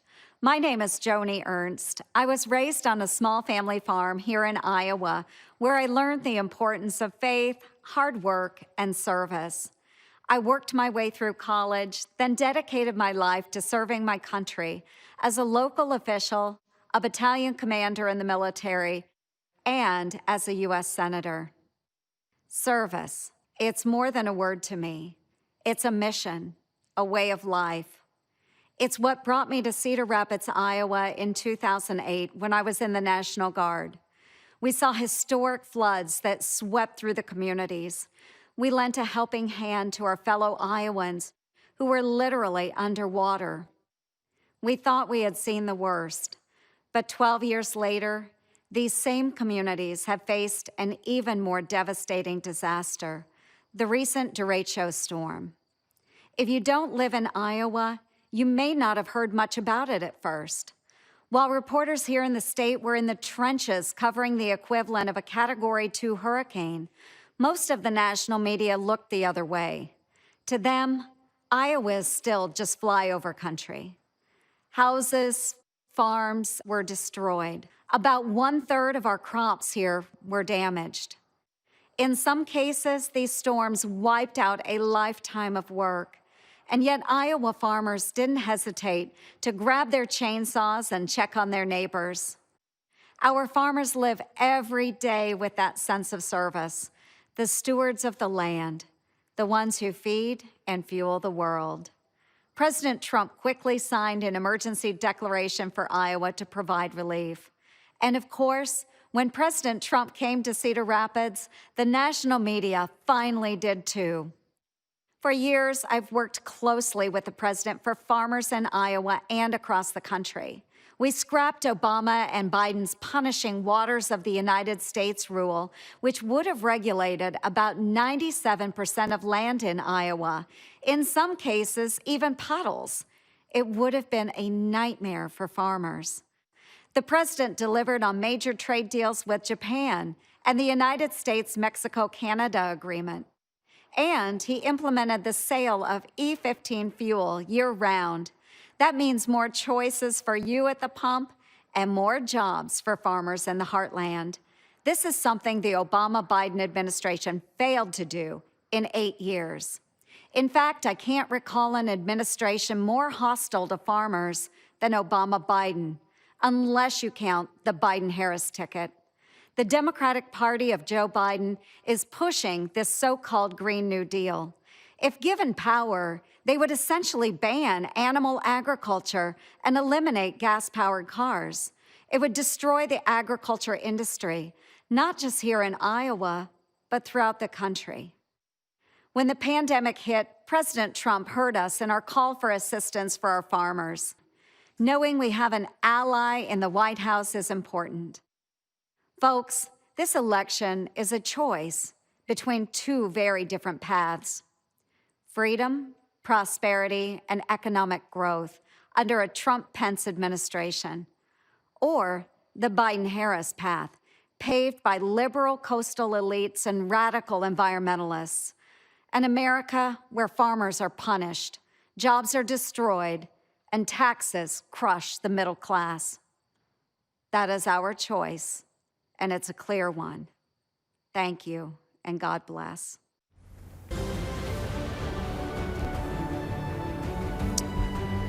Ladies and gentlemen, I'm Burgess Owens.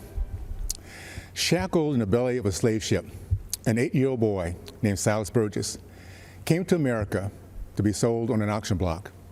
By the grace of God and the courage of slaves who believed in freedom, Silas escaped through the Underground Railroad and settled in the great state of Texas. He went on to become a successful entrepreneur. He built his community's first church, first elementary school, and purchased 102 acres of farmland, which he paid off in 2 years. I'm here today, a candidate for Congress, because of my great-great-grandfather, Silas Burgess. I was raised in the South during the days of Jim Crow and the KKK. Even through the challenges of segregation, we were taught that anything is possible in America. When I was 22 years old, I thought all my dreams had come true when I was drafted by the New York Jets. 10 years later, with a Pro Bowl nod and a Super Bowl championship under my belt, I left the NFL to start a business. I thought I could never fail, but years later I did, and I lost everything. As I moved my family of 6 into a 1-bedroom basement apartment in Brooklyn, New York, I had a choice to make: to feel sorry for myself or get to work. I worked as a chimney sweep during the day and a security guard at night. It was humbling to be recognized cleaning a chimney by someone who once cheered me as an NFL fan. But those hard days would pay off, and eventually I started a rewarding career in the corporate world. We live in a country where we're encouraged to dream big, where second chances are at the core of our American DNA. We don't hear that same message from Nancy Pelosi's Congress. Career politicians, elitists, and even a former bartender want us to believe it's impossible. They want us to believe that what I did, what my great-great-grandfather did, is impossible for ordinary Americans. As patriots, we know better. This November, we stand at a crossroad. Mobs torch our cities while popular members of Congress promote the same socialism that my father fought against in World War II. We have a Democratic candidate for president who says that I'm not black if I don't vote for him. Now more than ever, we need leaders who stand by their principles and won't compromise their values for political opportunities. Now more than ever, we need leaders who will stand up to the lawlessness supported by the radical left. This November, we have an opportunity to reject the mob mentality and once again be the America that my great-great-grandfather believed in. During the Trump administration, business ownership among blacks, Hispanics, and females have reached all-time highs.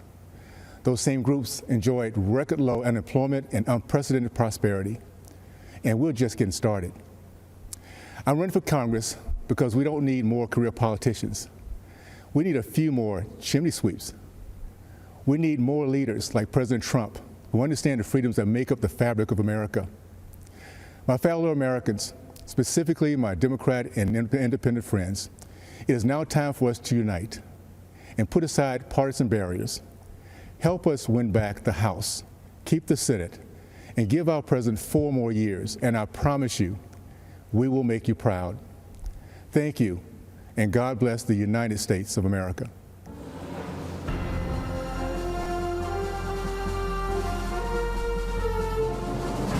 Standing guard over Baltimore Harbor is the remains of an earthen star, a relic of time past. It recalls a time when the spirit of liberty stirred in men of renown who stood in the gap against the most powerful force in the world. 27 hours, 1,000 men, low on ammunition, firing scrap metal. The battle raged, insurmountable odds. A darkness fell upon this new nation. In the midst of the fight, the heroes of Fort McHenry were unmoved. The light of dawn overcame the darkness. The gallant flag hoisted above Fort McHenry, torn and battered, stood, victoriously observing a dejected enemy slowly retreating into the rising sun, inspiring the anthem of our nation. The spirit of liberty, not to be denied, the earthen star, Fort McHenry, a reminder of those brave patriots who, having done all, stood and prevailed. It is why we stand today, honoring past, present, and future generations of freedom-loving Americans when we hear the anthem and raise the Star-Spangled Banner. Good evening, America. I'm Lara Trump, daughter of Bob and Linda Unaska, sister to Kyle, mother to Luke and Carolina, and the daughter-in-law of our 45th president, Donald J. Trump. But tonight, I come to you simply as an American. My life began like many in our country. I grew up in Wrightsville Beach, North Carolina. My parents were small business owners and worked hard to make sure that my brother and I had everything we needed, but not everything we wanted. My parents raised me to believe that in America, I could achieve anything with hard work and determination, that the opportunities available to me were limited only by the size of my ambition, that I should dream big, and I did. Those very dreams are what led me to New York City. I'd heard the adage, if I can make it there, I can make it anywhere, and I intended to do just that. Never in a million years did I think that I would be on this stage tonight, and I certainly never thought that I'd end up with the last name Trump. My 7th grade English teacher, Mrs. B, used to tell us, believe none of what you hear, half of what you read, and only what you're there to witness firsthand. The meaning of those words never fully weighed on me until I met my husband and the Trump family. Any preconceived notion I had of this family disappeared immediately. They were warm and caring, they were hard workers, and they were down to earth. They reminded me of my own family. They made me feel like I was home. Walking the halls of the Trump Organization, I saw the same family environment. I also saw the countless women executives who thrived there year after year. Gender didn't matter. What mattered was the ability to get the job done. I learned this directly when, in 2016, my father-in-law asked me to help him win my cherished home state and my daughter's namesake, North Carolina. Though I had no political experience, he believed in me. He knew I was capable, even if I didn't. So it didn't surprise me when President Donald Trump appointed so many women to senior-level positions in his administration. Secretary of the United Nations, Secretary of the Air Force, the first female CIA director, the first black female director of the Fish and Wildlife Service, and countless ambassadors, just to name a few. Under President Trump's leadership, women's unemployment hit the lowest level since World War II. 4.3 million new jobs have been created for women. In 2019 alone, women took over 70% of all new jobs. Female small business ownership remains at an all-time high, and 600,000 women have been lifted out of poverty, all since President Trump took office. He didn't do these things to gain a vote or check a box. He did them because they're the right things to do. 100 years ago today, the 19th Amendment was ratified, granting the right to vote to every American woman. And since that day, incredible strides have been made by women in America. From Amelia Earhart to Rosa Parks and Sally Ride, women shaped our history and are part of what has made our country the most exceptional nation in the world. I often think back to my 24-year-old self, driving alone in my car from North Carolina to New York City. And I think about what I'd tell myself now as we head towards the most critical election in modern history. This is not just a choice between Republican and Democrat, or left and right. This is an election that will decide if we keep America America, or if we head down an uncharted, frightening path towards socialism. Abraham Lincoln once famously said, "America will never be destroyed from the outside. If we falter and lose our freedoms, it will be because we destroyed ourselves." While those words were spoken over 150 years ago, never have they been more relevant. Will we choose the right path and maintain the unique freedoms and boundless opportunities that make this country the greatest in the history of the world? Will we remain the beacon of hope for those around the world fighting oppression, communism, and tyranny? The choice is ours. I know the promise of America because I've lived it, not just as a member of the Trump family, but as a woman who knows what it's like to work in blue-collar jobs, to serve customers for tips, and to aspire to rise.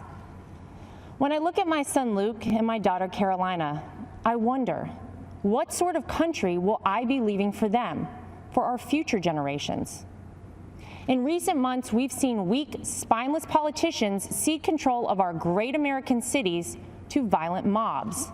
Defund the police is the rallying cry for the new radical Democrat Party. Joe Biden will not do what it takes to maintain order, to keep our children safe in our neighborhoods and in their schools, to restore our American way of life. We cannot dare to dream our biggest dreams for ourselves or for our children while consumed by worry about the safety of our families. President Trump is the law and order president, from our borders to our backyards. President Trump will keep America safe. President Trump will keep America prosperous. President Trump will keep America America. If you're watching tonight and wrestling with your vote on November 3rd, I implore you, Tune out the distorted news and biased commentary and hear it straight from someone who knows. I wasn't born a Trump. I'm from the South. I was raised a Carolina girl. I went to public schools and worked my way through a state university. Mrs. B from my 7th grade English class was right. What I learned about our president is different than what you might have heard. I learned that he's a good man, that he loves his family, that he didn't need this job, that no one on earth works harder for the American people, that he's willing to fight for his beliefs and for the people and the country that he loves. He is a person of conviction. He is a fighter and will never stop fighting for America. He will uphold our values. He will preserve our families. And he will build upon the great American edict that our union will never be perfect until opportunity is equal for all, including and especially for women. Our 40th president, Ronald Reagan, said it best: "The dreams of people may differ, but everybody wants their dreams to come true. And America, above all places, gives us the freedom to do that." It's up to us to keep this country a place where no dream is out of reach for our children and generations beyond. To my father-in-law, thank you for believing in me. Thank you for bravely leading this country, and thank you for continuing to fight every day for America. May God bless and protect the Gulf states in the path of the hurricane. May God bless our troops, and may God continue to bless this incredible country.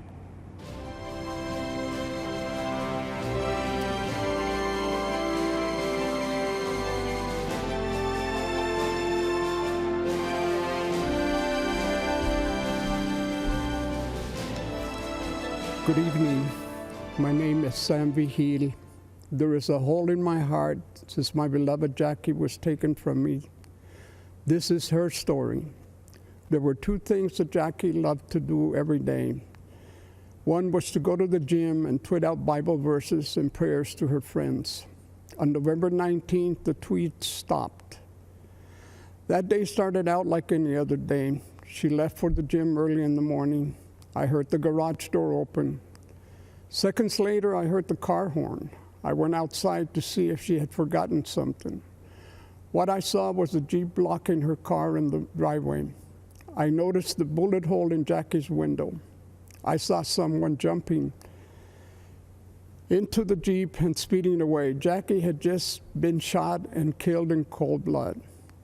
We think this was a carjacking gone wrong, very wrong. Every time I open the garage door or stand in the driveway, I hear that horn. I see her slumped in the seat. When I go to bed at night, that sound and image haunt me. That's my life sentence. It's a sentence being served by too many families left behind by senseless killings. Albuquerque, where I live, is one of the most violent cities in the country. Fewer than 50% of homicides are solved. It is a sad irony that Jackie immigrated to the U.S. for a better life than her native Colombia, only to be gunned down in her own driveway. For 8 months, there were no arrests, no leads in connection with Jackie's murder. The Albuquerque police were overwhelmed. They needed help. Help arrived when President Trump launched Operation Legend in July of this year. Almost immediately, the FBI took over Jackie's case. In a matter of days, they arrested 4 people. The 5th suspect killer was arrested in Texas on unrelated charges. He is an illegal immigrant with a long criminal record. He had been deported in September and had come back in October to terrorize our community. I am extremely grateful to President Trump and the FBI for their efforts to deliver justice for Jackie and all the other innocent victims of violent crime. I am honored to support the president because he is supporting us. I know he will never stop fighting for justice, for law and order, for peace, security in our communities. Greetings, my fellow Americans. I am Clarence Henderson. There have been movements that have changed the course of history. Among the most extraordinary was the Civil Rights Movement. 60 years ago, segregation was legal and enforced. The simple act of sitting at a lunch counter could lead to physical harm, jail time, or worse. I know from personal experience. Walking into Woolworth department store on February 2nd, 1960, I knew it was unlike any day I'd experienced before. My friends had been denied service the day before because of the color of their skin. We knew it wasn't right. But when we went back the next day, I didn't know whether I was going to come out in a vertical or prone position, in handcuffs, or on a stretcher, or even in a body bag. By sitting down to order a cup of coffee, we challenged injustice. We knew it was necessary, but we didn't know what would happen. We faced down the KKK. We were cursed at and called all kinds of names. They threatened to kill us, and some of us were arrested, but it was worth it. Our actions inspired similar protests throughout the South against racial injustice. And in the end, segregation was abolished, and our country moved a step closer to true equality for all. That's what actual peaceful protest can accomplish. America isn't perfect. We're always improving, but the great thing about this country is that it's not where you come from, it's where you're going. I was born on what some would call the wrong side of the tracks. I don't even have a birth certificate. I never attended an integrated school, and am the only one out of my immediate family who graduated from college, an HBCU. I'm a military veteran and a civil rights activist. And you know what else? I'm a Republican, and I support Donald Trump. If that sounds strange, you don't know your history. It was the Republican Party that passed the 13th Amendment, abolishing slavery. It was a Republican Party that passed the 14th Amendment, giving black men citizenship. It was the Republican Party that passed the 15th Amendment, giving black men the right to vote. Freedom of thought is a powerful thing. There are Americans, voters all over the country, who media is trying to convince to conform to the same old Democratic talking points. You know what that'll get you? The same old results. Joe Biden had the audacity to say, if you don't vote for him, you ain't black. Well, to that I say, if you do vote for Biden, you don't know history. Donald Trump is not a politician. He's a leader. Politicians are a dime a dozen. Leaders are priceless. The record funding Trump gave HBCUs is priceless too. So are the record number of jobs he created for the black community, and the investment he drove into our neighborhoods with tax incentives in opportunity zones. And so are the lives he restored by passing criminal justice reform, where 91% of the inmates released are black. These achievements demonstrate that Donald Trump truly cares about black lives. His policies show his heart. He has done more for black Americans in 4 years than Joe Biden has done in 50. Donald Trump is offering real and lasting change, an unprecedented opportunity to rise, a country that embraces the spirit of the civil rights movement of the 60s, a place where people are judged by the content of their character, their talents and abilities, not by the color of their skin. This is the America I was fighting for 60 years ago. This is the America Donald Trump is fighting for today. Let's all join in this fight for re-electing President Trump on November 3rd. Thank you.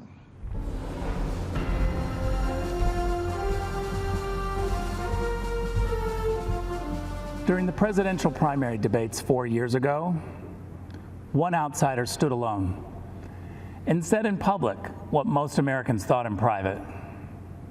It was 14 years after the start of the war in Afghanistan and 12 years after the invasion of Iraq, where thousands of American troops had died and trillions in taxpayer dollars had been spent. And yet no candidate could bring themselves to admit that something had gone badly wrong with American foreign policy. that the American voter, the American soldier, and the American taxpayer had all been let down, except for one, Donald Trump. He called America's endless wars what they were, a disaster. The media was shocked because Donald Trump was running as a Republican. And yet he said out loud what we all knew, that American foreign policy was failing to make Americans safer. After the end of the Cold War, Democrats and Republicans in Washington bought into the illusion that the whole world would start to resemble America. And so they started to pursue unlimited globalization. They welcomed China into the World Trade Organization. They engaged in nation building in Afghanistan and tried to export democracy to Iraq. They signed a nuclear deal with Iran and a global climate agreement in Paris. But they didn't ground any of it in the interests of the average American. So for decades, while Washington politicians built a global system, American wages stagnated. Our great cities and industries were hollowed out. Entire communities were devastated, and our manufacturing plants were shipped off to China. That's what happened when Washington stopped being the capital of the United States and started being the capital of the world. As U.S. ambassador to Germany, I had a front row seat to Donald Trump's America First foreign policy. I wish every American could see how President Trump negotiates on their behalf. I've watched President Trump charm the Chancellor of Germany while insisting that Germany pay its NATO obligations. I was proud to witness President Trump say to foreign leaders, "I don't blame you for wanting America to pay for your security. I actually respect you for out-negotiating the presidents before me. But it stops with me. I won't let the American taxpayer be taken advantage of." Donald Trump's administration has always made clear that our priority is the American people's security. That's the job of all leaders, to put their people first. And we've seen how this strategy has succeeded. In 4 short years, Donald Trump has led even some Washington Democrats to agree on the Chinese threat, on trade deals that benefit America first, on alliances that share responsibility. In 4 years, Donald Trump didn't start any new wars. He brought troops home. He rebuilt the military and signed peace deals that make Americans safer. The Washington elites want you to think this kind of foreign policy is immoral, and so they call it nationalist. That tells you all you need to know. The DC crowd thinks when they call Donald Trump a nationalist, they're insulting him, as if the American president isn't supposed to base foreign policy on America's national interests. A return to the Biden way of thinking means America gives the radical terrorist regime in Tehran a plane load of cash in the middle of the night. Well, you see, President Trump also sent an aircraft in the middle of the night to deal with Iran. But that plane was on a different mission, an airstrike to take out the head of Iran's terror machine who plotted the deaths of Americans. But we also must be clear that when those who seek freedom take tremendous personal risk in places like Hong Kong, Tehran, or Minsk, there is no doubt who President Trump's administration supports. We will always stand with the people who fight for their God-given freedoms. Don't be fooled. The Washington establishment is trying to sell you on their candidate. Joe Biden was first elected to the Senate in 1972, 48 years ago. Well, it's actually the typical Washington story. Just this year, 22 Democrats ran for president. They rejected all of the outsiders and nominated the ultimate Washington insider, someone they had to pull out of retirement. Every time Joe Biden offers a new idea, you should ask yourself, why didn't he try that over the last 48 years? Today, the Democrats blame a global pandemic that started in China on President Trump. And they still blame Russia for Hillary Clinton's loss in 2016. As acting director of national intelligence, I saw the Democrats' entire case for Russian collusion. And what I saw made me sick to my stomach. The Obama-Biden administration secretly launched a surveillance operation on the Trump campaign and silenced the many brave intelligence officials who spoke up against it. They presented bogus information as facts. They lied to judges. Then they classified anything that undermined their case. And after Donald Trump won the election, when they should have continued the American tradition of helping the president-elect transition into the White House, they tried instead to undercut him even more.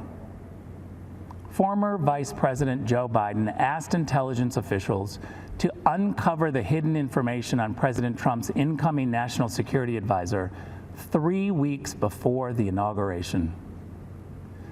That's the Democrats. Between surveillance, classifications, leaks, and puppet candidates, they never want the American people to know who's actually calling the shots. But with Donald Trump, you always know exactly who is in charge. Because the answer is you. You're in charge. Not lobbyists, not special interests, not warmongers or China sympathizers or globalization fanatics. With Donald Trump and Mike Pence in the White House, the boss is the American people. President Trump rightly calls his foreign policy America First. America First does not advance the interests of one group of Americans at the expense of another. It has no bias about red or blue, educated or not educated, urban or rural. America First is simply the belief that politicians should focus on the equality and dignity of every American, and that this duty is fulfilled by promoting the safety and wealth of the American people above all else. That's America First. That's the Trump doctrine. And that, my friends, is 4 more years.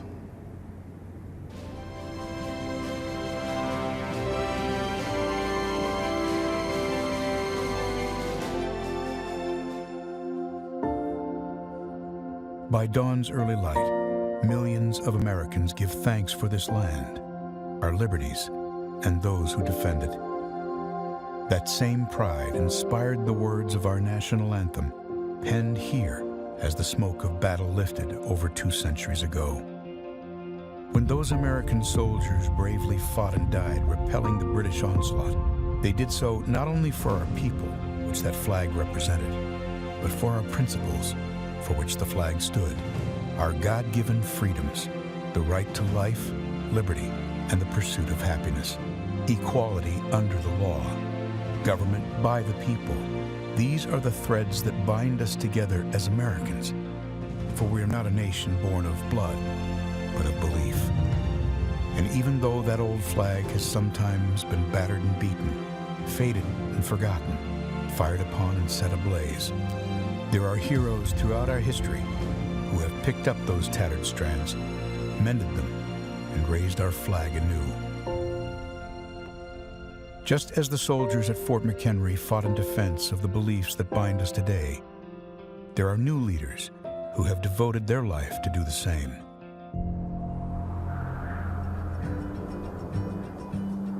Greetings across the amber waves of grain. This is Mike Pence. Across Indiana highways and homes, his voice warmly welcomed Hoosiers each morning. Mike Pence filled the radio waves with conservative commentary, guarding our American ideals. But much like the man who inspired him, Mike didn't grow up a Republican. As President Reagan said, freedom is never more than 1 generation away from extinction. His grandfather was a hard-working Irish immigrant who drove a bus to provide for his family. His father served our nation bravely in the Korean War and earned a Bronze Star. Mike was the 3rd of 6 children, raised here in Columbus, Indiana, with a cornfield in his backyard. The foundation of America is freedom, And the foundation of freedom is faith. It was in this small Indiana town his foundation of faith in Jesus Christ was laid. And from that conviction sprung his love of people and service to others. It was at a church service where Mike met the love of his life, Karen. They married and have 3 children, Michael, Charlotte, and Audrey. I'm a Christian, a conservative, and a Republican, in that order. Mike became the president of a free market think tank, the host of a statewide conservative radio show, and then a congressman. In Washington, Mike quickly became known as a foremost defender of freedom. He led conservatives in the fight to protect our time-honored values of family, faith, life, liberty, and limited government. Our nation's strength begins at home, because strong families make a strong America. Mike earned the trust of the people of his state and became the 50th governor of Indiana. He delivered the largest state tax cut in Indiana history, expanded school choice, led the country in manufacturing, and helped more Hoosiers get to work than ever before. But he wasn't through. ABC News has learned that Donald Trump will choose Indiana Governor Mike Pence to be his running mate. I would like to introduce a man who I truly believe will be the next vice president of the United States, Governor Mike Pence. As our vice president, Mike Pence has held tightly to those threads of freedom woven through our history. Leading with those principles alongside President Trump, our nation experienced prosperity like never before. He is solid as a rock. He's been a fantastic vice president. And now, in these uncertain days, we are equipped to overcome. In times of trouble, some call to retreat from those ideals. But Americans throughout history have lifted them in triumph, hope, and resilience. Mike Pence knows those stars and stripes do not merely represent who we are, but more importantly, what we can be. As the sun rises again on America, we lift our eyes to those lofty truths, to guide our country and every one of us to greater heights. In this land of the free and home of the brave. Vice President Mike Pence.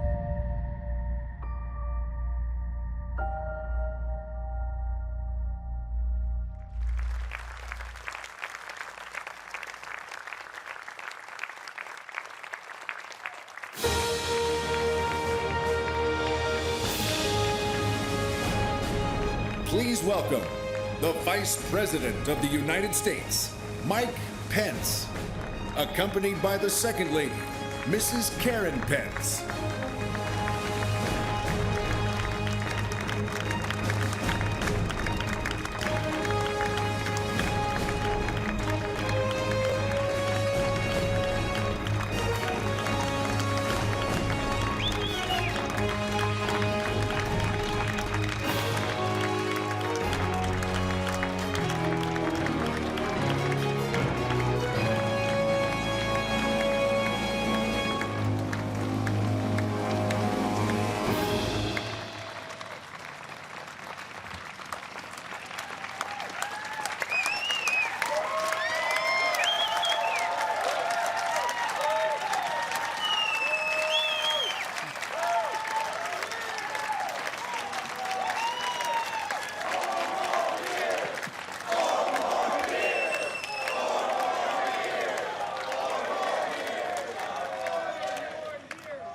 Good evening, America. It's an honor to speak to you tonight from the hallowed grounds of Fort McHenry, the site of the very battle that inspired the words of our national anthem. Those words have inspired this land of heroes in every generation since. It was on this site 206 years ago when our young republic heroically withstood a ferocious naval bombardment from the most powerful empire on earth. They came to crush our revolution, to divide our nation, and to end the American experiment. The heroes who held this fort took their stand for life, liberty, freedom, and the American flag. And those ideals have defined our nation. But they were hardly ever mentioned at last week's Democratic National Convention. Instead, Democrats spent 4 days attacking America. Joe Biden said that we were living through a season of darkness. But as President Trump said, where Joe Biden sees American darkness, we see American greatness.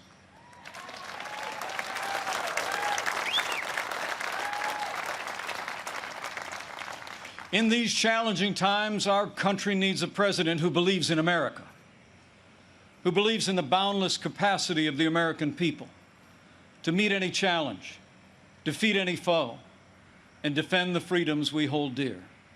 America needs 4 more years of President Donald Trump in the White House.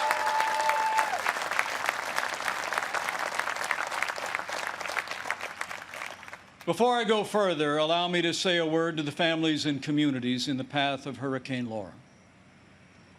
Our prayers are with you tonight, and our administration is working closely with authorities in the states that will be impacted. FEMA has mobilized resources and supplies for those in harm's way. This is a serious storm, and we urge all those in the affected areas to heed state and local authorities. Stay safe, and know that we'll be with you every step of the way to support, rescue, respond, and recover in the days and weeks ahead. That's what Americans do.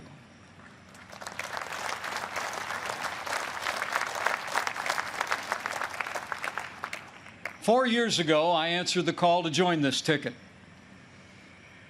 because I knew that Donald Trump had the leadership and the vision to make America great again. And for the last 4 years, I've watched this president endure unrelenting attacks, but get up every day and fight to keep the promises that he made to the American people. So with gratitude for the confidence President Donald Trump has placed in me, the support of our Republican Party, and the grace of God, I humbly accept your nomination to run and serve as Vice President of the United States.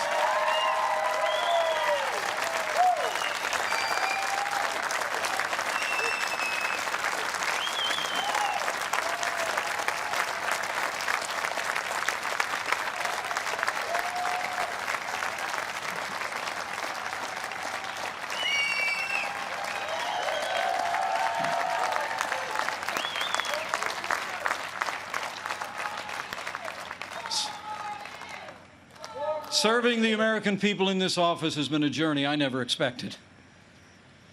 It's a journey that would not have been possible without the support of my family, beginning with my wonderful wife, Karen.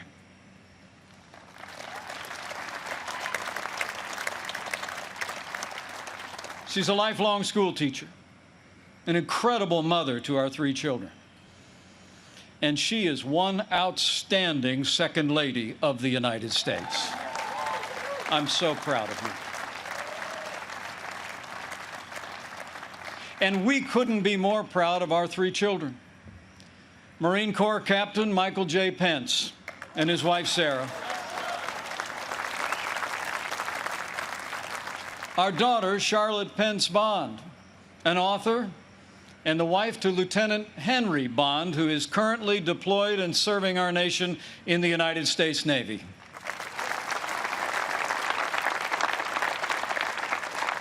And our youngest, a recent law school grad, our daughter Audrey, and her fiancé, who, like so many other Americans, had to delay their wedding this summer. But we can't wait for Dan to be a part of our family.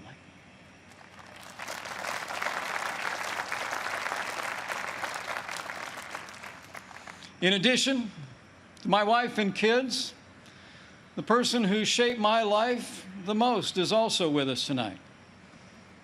My mom, Nancy.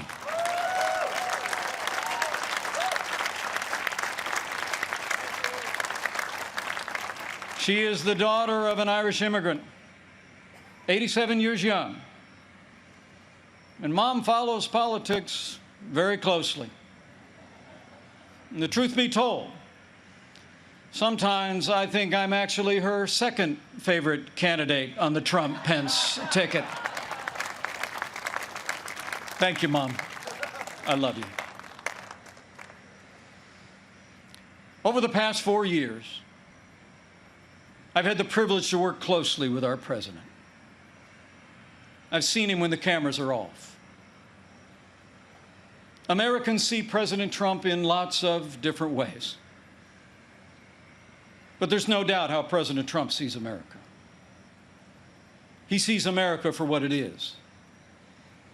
A nation that has done more good in this world than any other. A nation that deserves far more gratitude than grievance. And if you want a president who falls silent when our heritage is demeaned or insulted, he's not your man.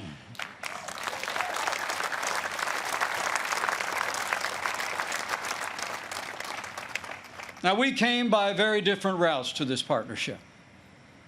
And some people think we're a little bit different. But you know, I've learned a few things watching him. Watching him deal with all that we've been through over the past 4 years. He does things in his own way, on his own terms. Not much gets past him. And when he has an opinion, he's liable to share it. He's certainly kept things interesting.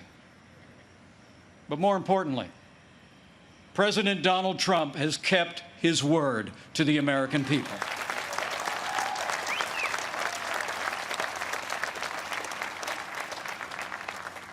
In a city known for talkers, President Trump is a doer. And few presidents have brought more independence, energy, or determination to that office. 4 years ago, we inherited a military hollowed out by devastating budget cuts, an economy struggling to break out of the slowest recovery since the Great Depression. ISIS controlled a land mass twice the size of Pennsylvania, and we witnessed a steady assault on our most cherished values, freedom of religion and the right to life. That's when President Donald Trump stepped in. And from day one, he kept his word. We rebuilt our military. This president signed the largest increase in our national defense since the days of Ronald Reagan and created the first new branch of our armed forces in 70 years, the United States Space Force.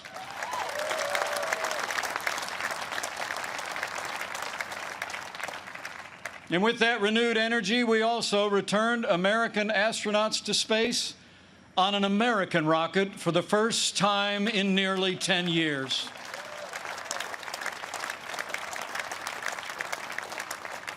And after years of scandal that robbed our veterans of the care that you earned in the uniform of the United States, President Trump kept his word again. We reformed the VA, and Veterans Choice is now available for every veteran in America.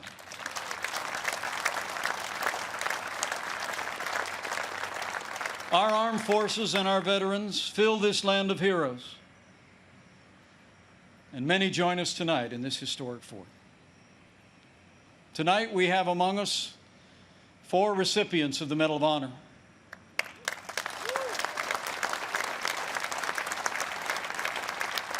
Six recipients of the Purple Heart.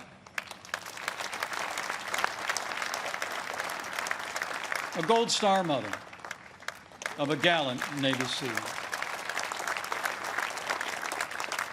And wounded warriors from Soldier Strong, a group that serves our injured veterans every day. We are honored by your presence, and we thank you for your service.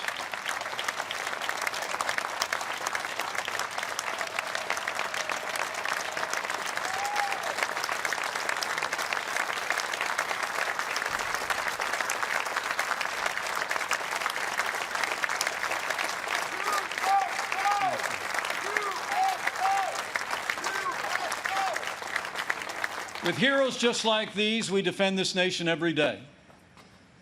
And under this commander-in-chief, we've taken the fight to radical Islamic terrorists on our terms, on their soil. Last year, American armed forces took the last inch of ISIS territory, crushed their caliphate, and took down their leader without one American casualty. And I was there when President Trump gave the order to take out the world's most dangerous terrorist. Iran's top general will never harm another American because Qasem Soleimani is gone.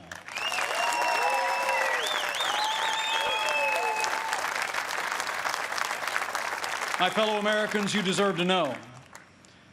Joe Biden criticized President Trump following those decisions. Decisions to rid the world of two terrorist leaders. But it's not surprising, because history records that Joe Biden even opposed the operation that took down Osama bin Laden. It's no wonder that the Secretary of Defense under the Obama-Biden administration once said that Joe Biden has been, and I quote, wrong on nearly every major foreign policy and national security issue over the past 4 decades. So we've stood up to our enemies, and we've stood with our allies.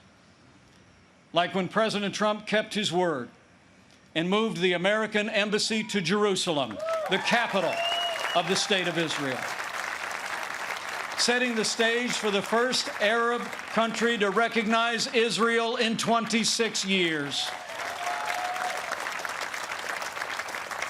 Closer to home, we appointed more than 200 conservative judges to our federal courts.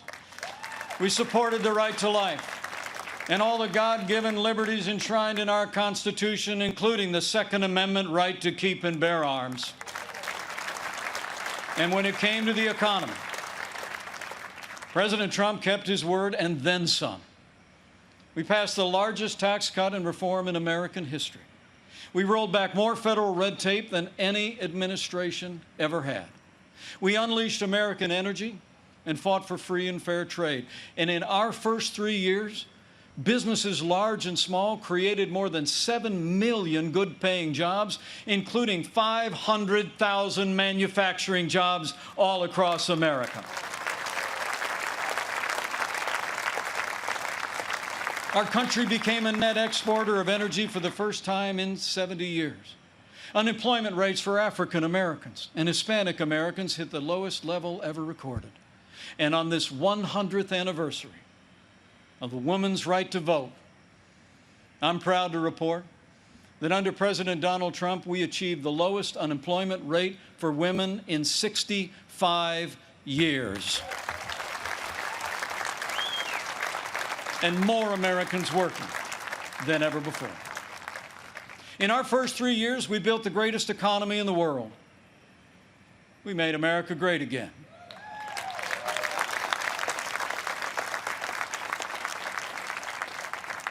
And then the coronavirus struck from China. Before the first case of the coronavirus spread within the United States, the President took unprecedented action and suspended all travel from China, the second largest economy in the world.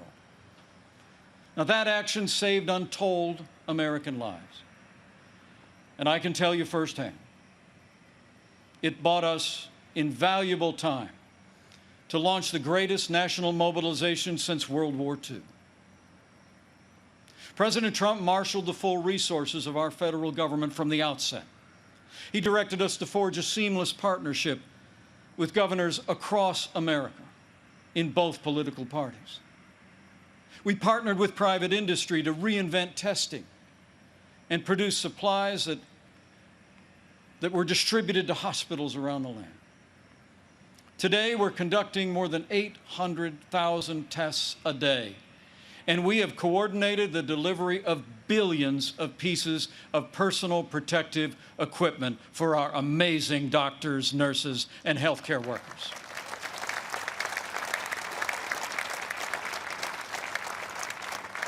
We saw to the manufacture of 100,000 ventilators in 100 days. And no one who required a ventilator was ever denied a ventilator in the United States.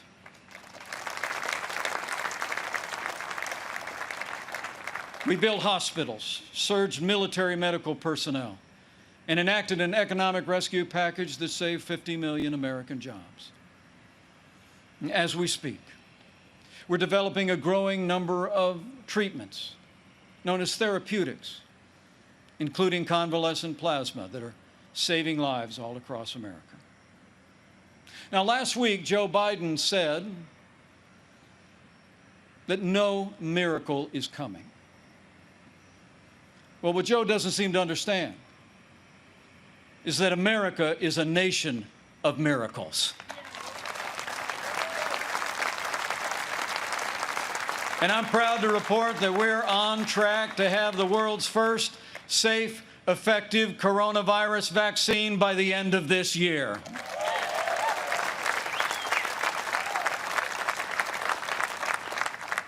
After all the sacrifice in this year like no other, all the hardship, we're finding our way forward again. But tonight, our hearts are with all the families who've lost loved ones and have family members still struggling with serious illness.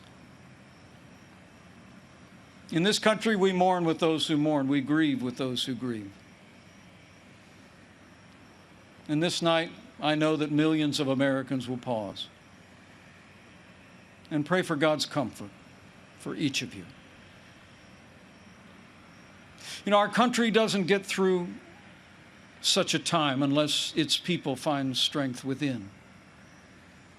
The response of doctors, nurses, first responders, farmers, factory workers, truckers, and everyday Americans who put the health and safety of their neighbors first has been nothing short of heroic.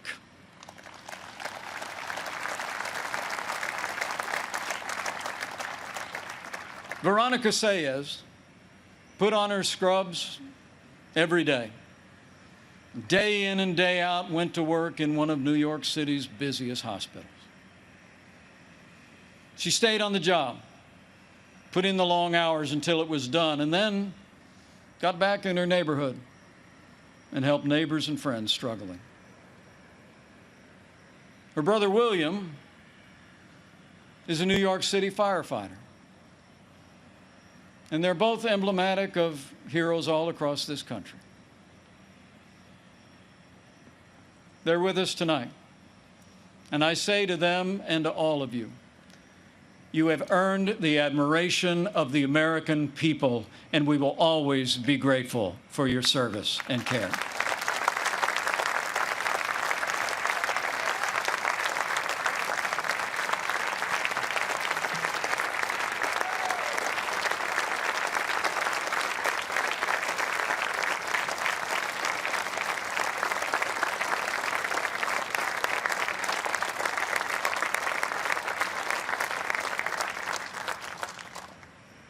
Thanks to the courage and compassion of the American people, we're slowing the spread. We're protecting the vulnerable. And we're saving lives. And we're opening up America again. Because of the strong foundation that President Trump poured in our first 3 years, we've already gained back 9.3 million jobs in the last 3 months alone.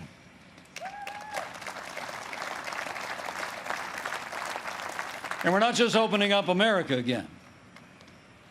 We're opening up America's schools.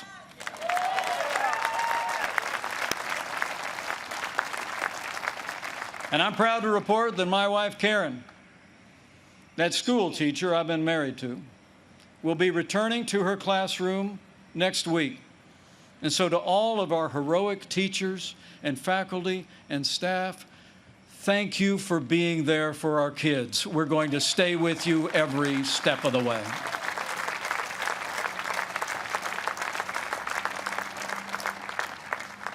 In the days ahead, as we open up America again, I promise you, we'll continue to put the health of America first. And as we work to bring this economy back, we all have a role to play, and we all have a choice to make. On November 3rd, you need to ask yourself, who do you trust to rebuild this economy? A career politician who presided over the slowest economic recovery since the Great Depression? Or a proven leader who created the greatest economy in the world? The choice is clear. To bring America all the way back, we need 4 more years of President Donald Trump in the White House.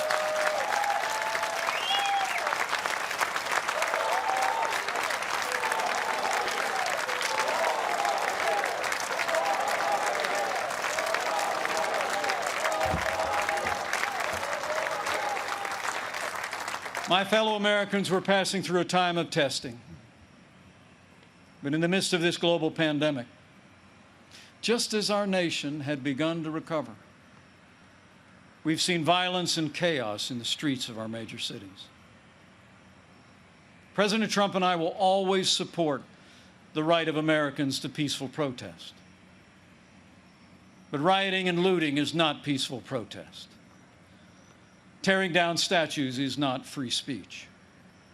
And those who do so will be prosecuted to the fullest extent of the law.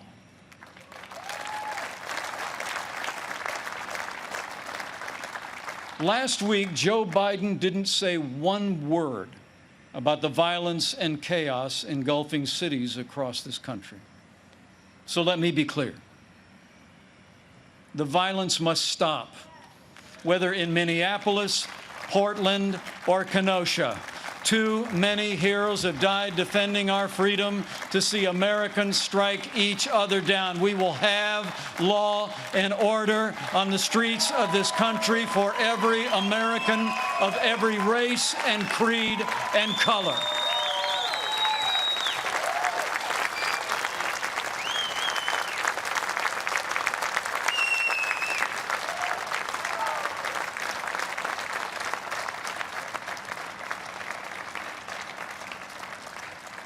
President Trump and I know that the men and women that put on the uniform of law enforcement are the best of us. Every day, when they walk out that door, they consider our lives more important than their own. People like Dave Patrick Underwood, an officer in the Department of Homeland Security's Federal Protective Service, who was shot and killed during the riots in Oakland, California. Dave's heroism is emblematic of the heroes that serve in blue every day. And we're privileged tonight to be joined by his sister, Angela. Angela, we say to you, we grieve with your family. And America will never forget or fail to honor Officer Dave Patrick Underwood.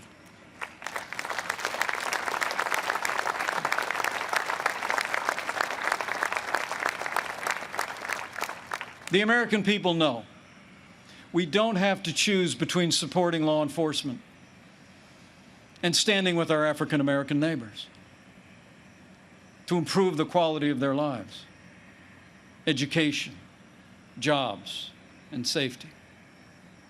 And from the first days of this administration, we've done both. And we will keep supporting law enforcement and keep supporting our African American and minority communities across this land for 4 more years.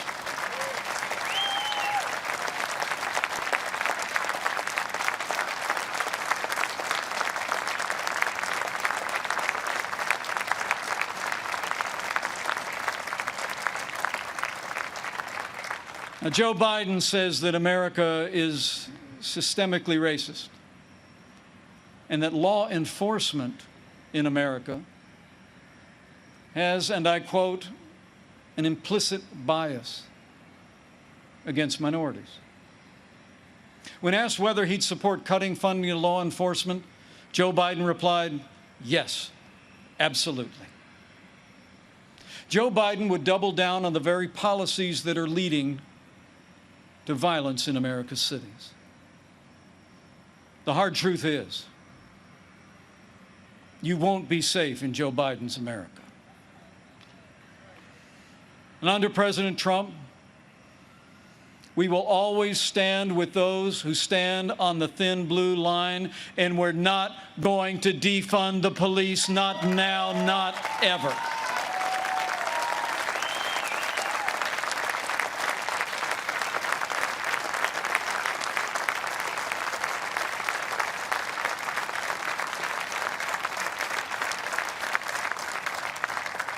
My fellow Americans, we're passing through a time of testing, but soon we will come to a time for choosing. Joe Biden has referred to himself as a transition candidate, and many were asking, transition to what? But last week, Democrats didn't talk very much about their agenda. And if I were them, I wouldn't either. I mean, Bernie Sanders did tell his followers that Joe Biden would be the most liberal president in modern times. In fact, he said, and I quote, that many of the ideas he fought for, that just a few years ago were considered radical, are now mainstream in the Democratic Party. At the root of their agenda is the belief that America is driven by envy, not aspiration. That millions of Americans harbor ill will toward our neighbors instead of loving our neighbors as ourselves. The radical left believes that the federal government must be involved in every aspect of our lives to correct those American wrongs. They believe the federal government needs to dictate how Americans live, how we should work, how we should raise our children, and in the process deprive our people of freedom, prosperity, and security. Their agenda is based on government control. Our agenda is based on freedom.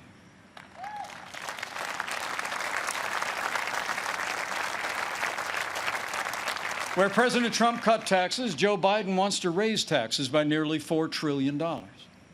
Where this president achieved energy independence for the United States, Joe Biden would abolish fossil fuels, end fracking, and impose a regime of climate change regulations that would drastically increase the cost of living for working families.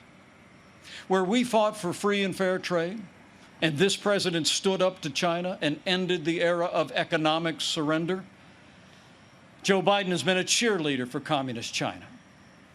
He wants to repeal all the tariffs that are leveling the playing field for American workers. And he actually criticized President Trump for suspending all travel to China at the outset of this pandemic. Joe Biden is for open borders, sanctuary cities, free lawyers and health care for illegal immigrants. And President Trump, he secured our border and built nearly 300 miles of that border wall. Joe Biden wants to end school choice. And President Trump believes that every parent should have the right to choose where their children go to school, regardless of their income or area code. President Trump has stood without apology for the sanctity of human life every day of this administration. Joe Biden, he supports taxpayer funding of abortion right up to the moment of birth. When you consider their agenda, it's clear. Joe Biden would be nothing more than a Trojan horse for the radical left. The choice in this election has never been clearer, and the stakes have never been higher. Last week, Joe Biden said, democracy's on the ballot. And the truth is, our economic recovery is on the ballot. Law and order are on the ballot. But so are things far more fundamental and foundational to our country. In this election, it's Not so much whether America will be more conservative or more liberal, more Republican or more Democrat. The choice in this election is whether America remains America.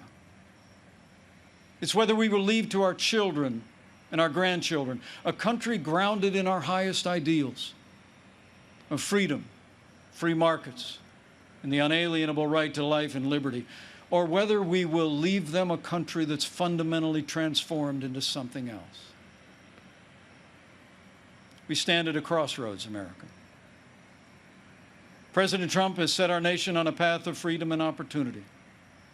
Joe Biden would set America on a path of socialism and decline. But we're not going to let it happen.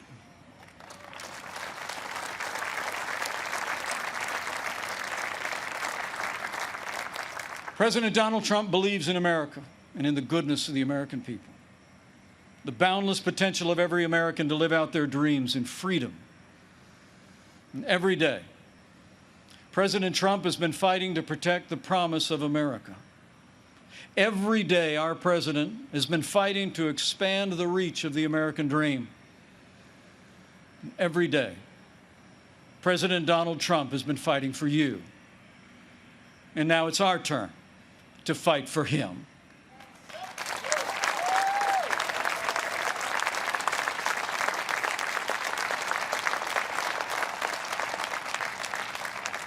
On this night in the company of heroes,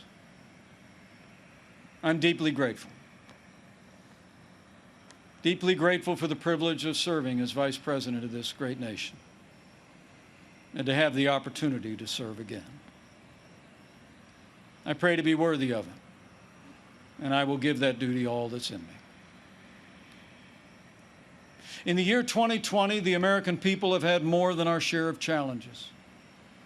But thankfully, we have a president with the toughness, energy, and resolve to see us through. Now, those traits actually run in our national character. As the invading force learned on approach to this fort in September of 1814, against fierce and sustained bombardment, our young country was defended by heroes, not so different from those who are with us tonight. The enemy was counting on them to quit, but they never did. Fort McHenry held, and when morning came, our flag was still here.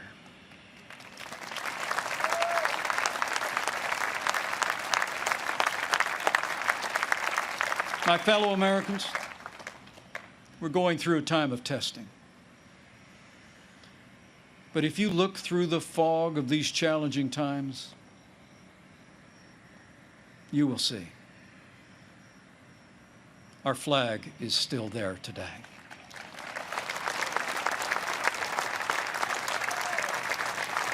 That star-spangled banner still waves over the land of the free and the home of the brave.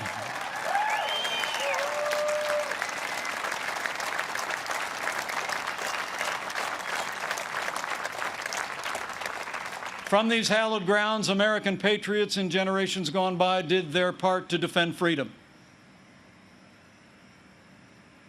Now it's our turn. So let's run the race marked out for us. Let's fix our eyes on Old Glory and all she represents.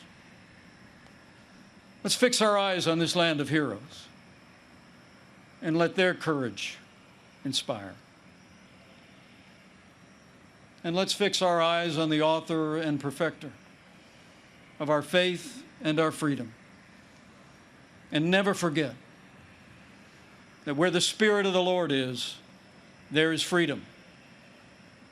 That means freedom always wins.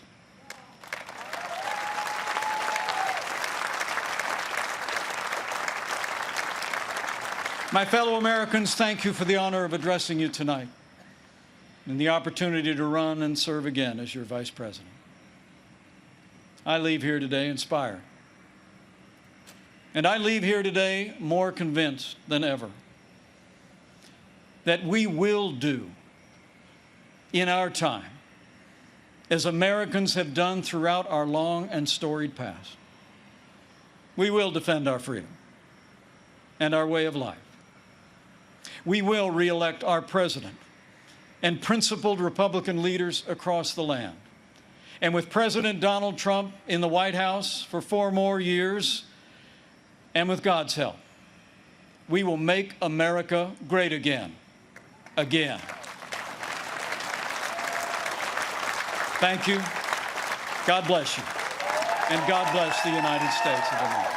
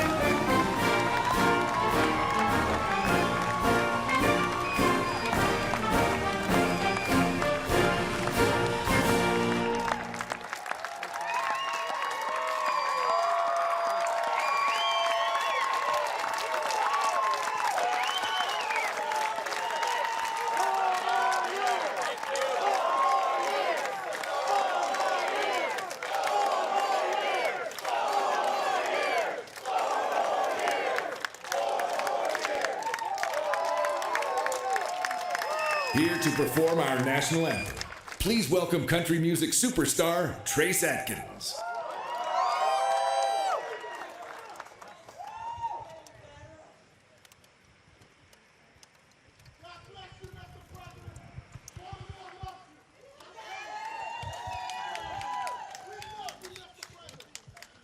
Oh, say, can you see by the dawn's early light what so proudly we hailed at the twilight's last gleaming,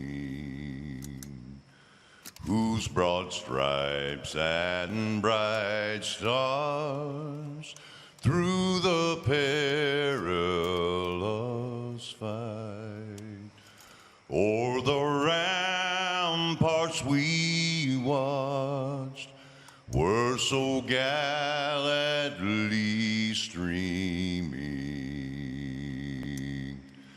and the rocket's red glare, the bombs bursting in air, gave proof through the night that our flag was still there. Oh, say does that star-spangled banner yet wave o'er the land of the free and the home of the brave?